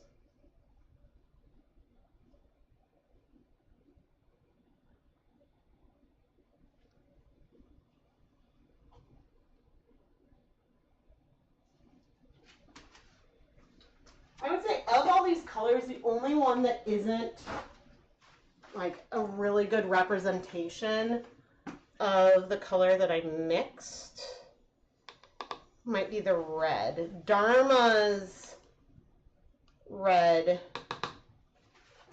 is a little bit, it's still a little pink to me. Okay, we're gonna do a different blend because I have 2 more minis.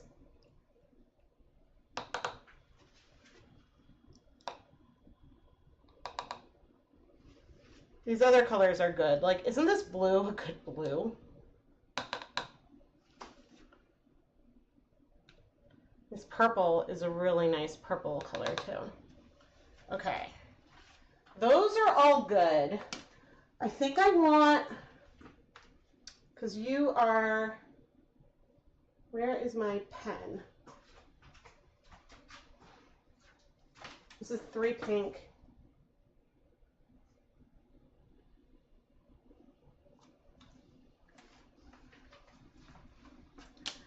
Let's pull up the other video to see if I should do 1-to-1. Because I might need to do some other ratio. Those colors are super pretty though. Okay. Let's see. Where is my, hello.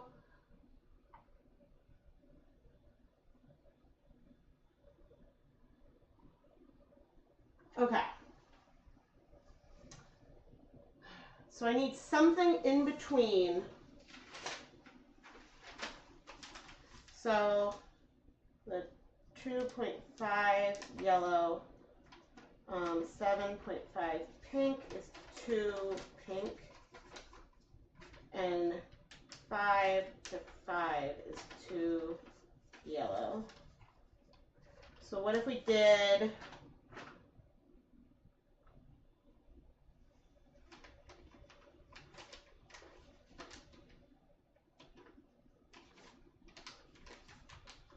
all right, let's try 4 and 6.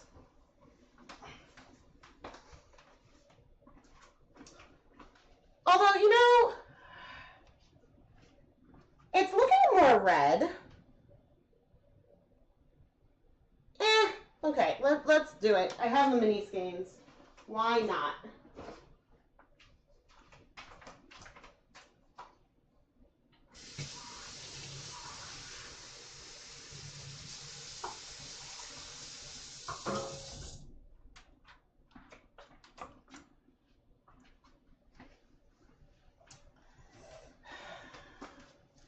I have a feeling this might be too orange.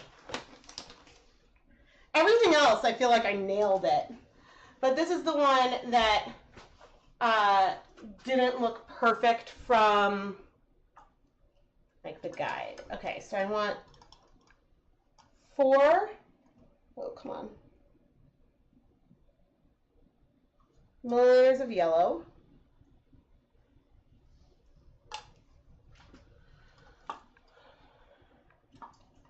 And we want 6 of pink, but we'll do 3 twice. 1.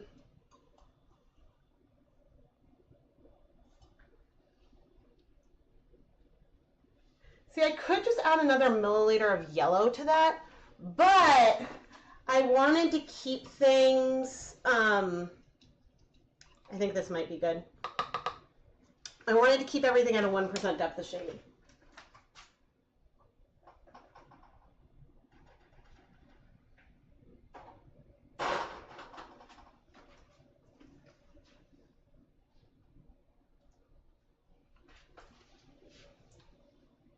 This feels a lot more red.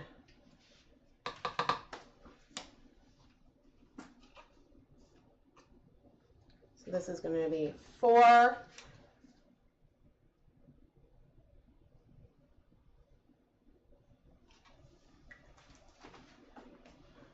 I mean, these are really close. And I would say that you would need that to be more pigmented. Oh no! Sorry, everyone, I forgot to switch the camera. So sorry. This is what happens at the end of the day. What's funny is that on camera, I think that this is looking a little bit orange. But, yeah. Okay, I'm going to let this sit. I'm picking 10 minutes before I go and add acid because why not? But chat, I have one more mini. I could mix one more color.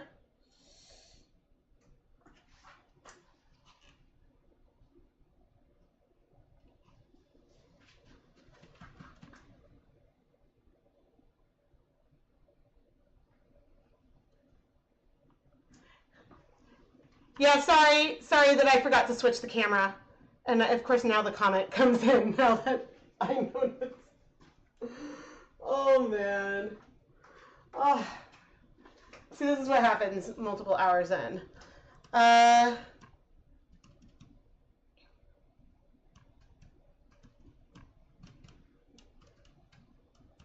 Should I mix one more? You know what? I'm gonna save it. I'm gonna save this last mini skein undyed. That way I have it. It's the last one that I have of that yarn base. And I think that that makes sense. I am gonna need one more lid though.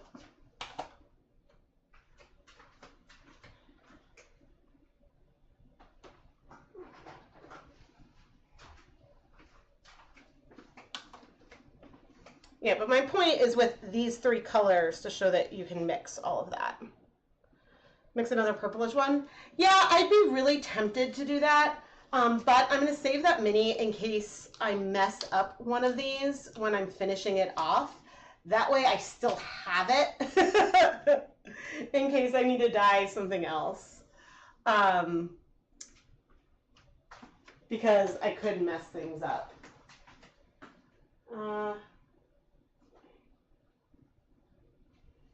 I'm not even going to spin dry it. I'm going to go hang this last mini up to dry right now.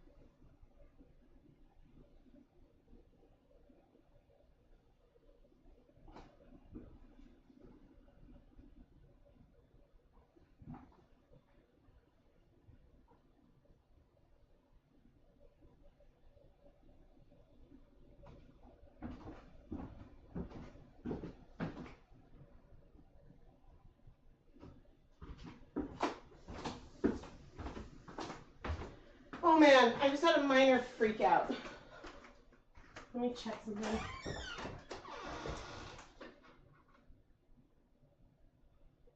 Looks fine.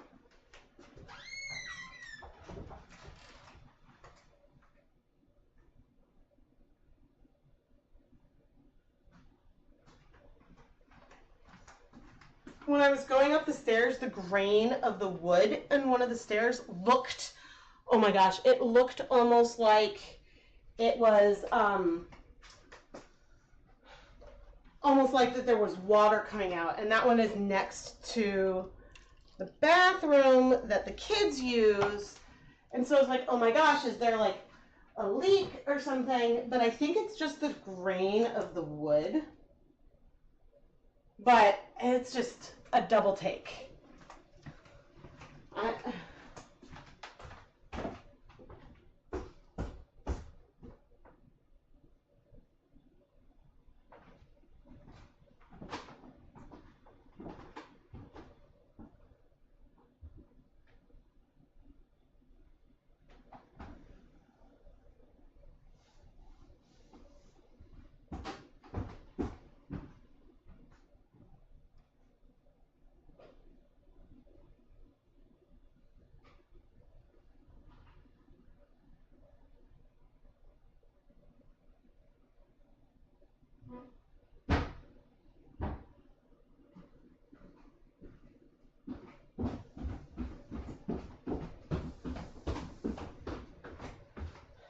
Okay, I think I just never look at that step.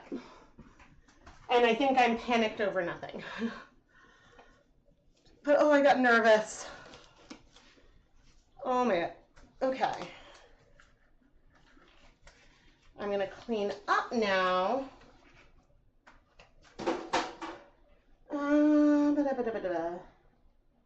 Okay.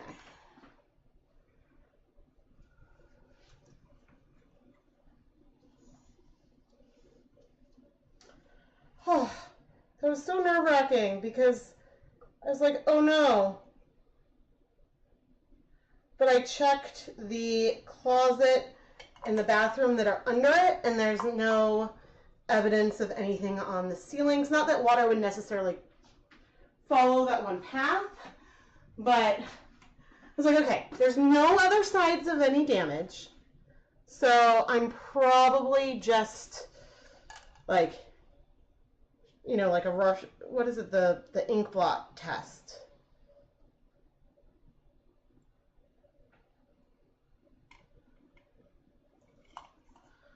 But we had a leak that happened last winter from a drain that burst, and so I just didn't want to deal with that again. Neither the cost or I want no part of that.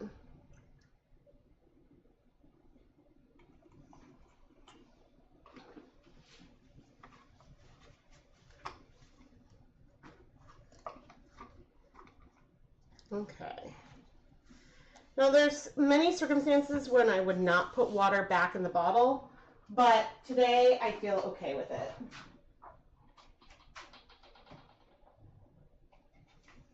Our slop bucket from today is looking very blue.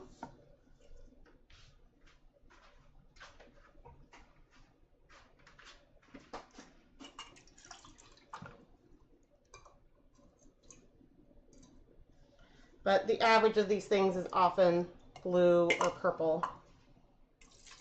It has a lot of black and gray in it. And some of that burgundy that we did at the very beginning. But yeah, this, I hope you guys have enjoyed this stream. It's sort of like a slower one, right?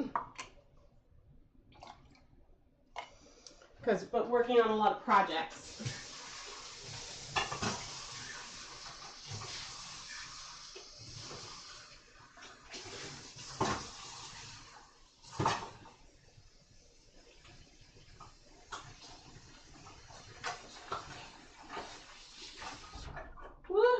Okay, there's 2 minutes left on the timer. The timer is not that important here today.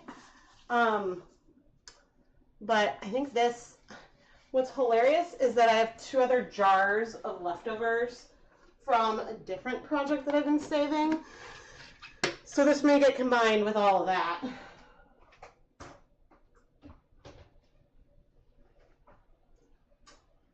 Okay. More lids.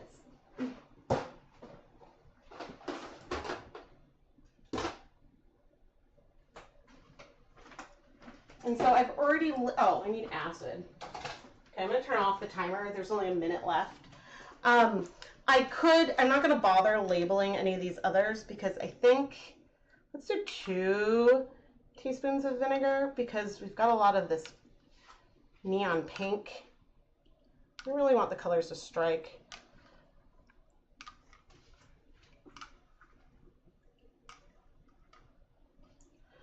What was I say? Oh, but I did label the 2 red attempts. 1, 2, 1, 2, 1, 2, 1, 2. The downside of doing this is that these 2 colors are both notorious bleeders. Super notorious for bleeding. But my point here is a little less related to the depth of shade stuff, but the main point / conclusion here is that you can have 3 colors and mix just about everything. I would always recommend getting a black, but if you are only going to get 4 colors, a cyan magenta are more versatile than a red and a blue. But I would actually recommend any starting kit have 6 colors in it. Black, a good red, a good like blue, and then your cyan and magenta, because a lot of reds and blues will strike to yarn a little bit faster and a little bit easier than a neon pink does.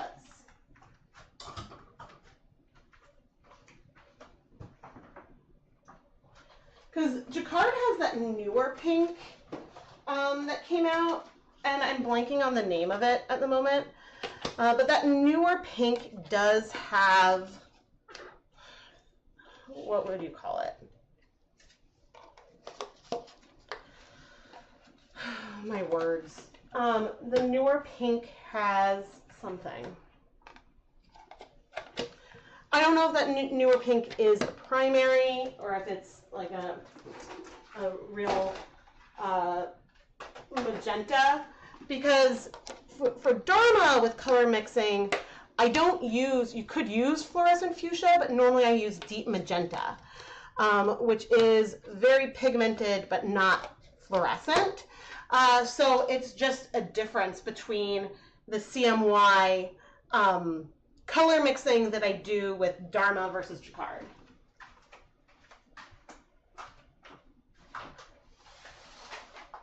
Okay, that goes here.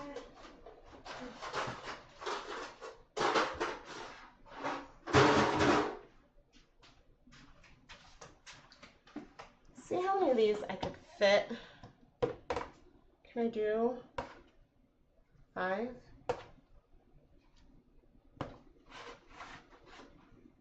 No, but I could do 8 like this.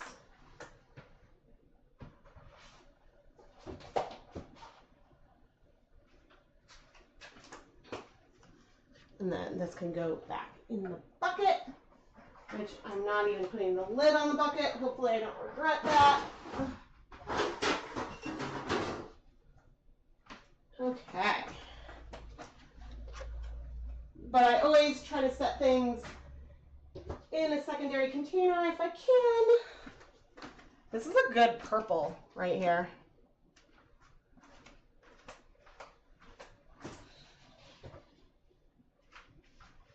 But it's funny, when I'm moving that around, I can see a hint of pink, like just in the dye. I have a feeling that a lot of these are colors that could break as well.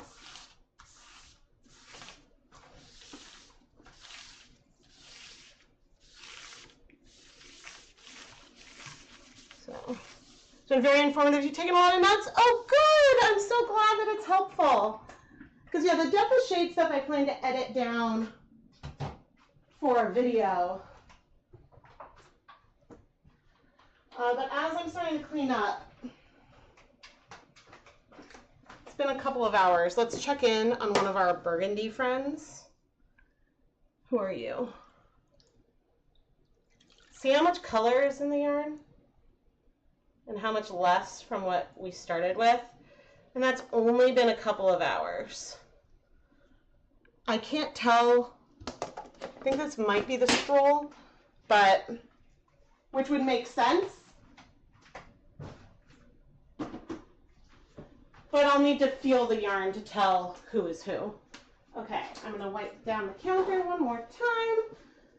And the reason why I'm bothering to do this on camera is that I want some of this to dry before I go, dry a little bit before I go hang it up. And plus, because we were mixing powders, sometimes after I wipe the counter down like this and do the second wipe, then I might see a dot of color because maybe there's one speck of dye powder that then dissolves in the water I just added. And so then I can find that and clean it up. But I'm gonna put my gloves away and then I'll hop in front of the camera to say goodbye. Whew.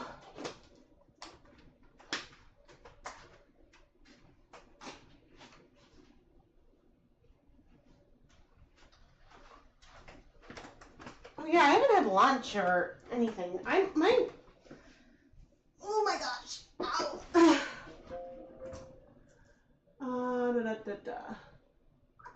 Hello. Making sure. Oh, that's just photos. Okay. Not school, nothing important. Oh man. We've done what? Almost 4 hours? It's been a long time since I've done. Oh, wait. No. Almost 5? Wait, I can't do math. No. 4. I started at 10. A lot of times I might try to start on the earlier side, but where's the chat? But today I wanted to. And I have tried to add, Deb, I've tried to add timestamps to this so that way you can go back and find a section of it. I know sometimes that can be really hard to do with streams, but yeah, this gives a sense of what a day of dyeing could be like for me. And honestly, this was so much more fun to do this as a stream than to just do it and wait. Because yes, there's some like sitting and waiting, but other streams sometimes will have like a good 30 minutes where I'm sitting and waiting, and I don't think I ever took quite that long of a break. The biggest thing that took the most time was making those dye stocks. That was the most time-consuming part. But the nice thing is now I have those stocks and I can use those for other projects. And it's nice when I have a variety of dye stocks that are a variety of colors versus all being blue-purple.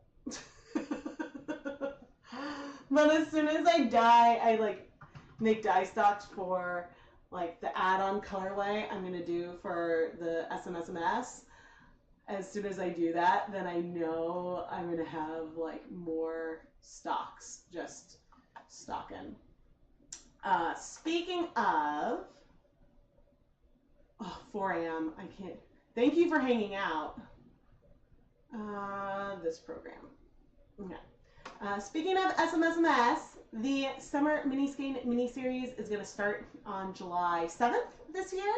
And there are still mini skeins that you can order. These are mini skein sets. They have 100 grams of yarn, fun extras. It's wrapped and labeled with the date, so that way it's like getting yourself a present, right? Because you know there's going to be yarn, but you don't know what it's going to look like or the techniques.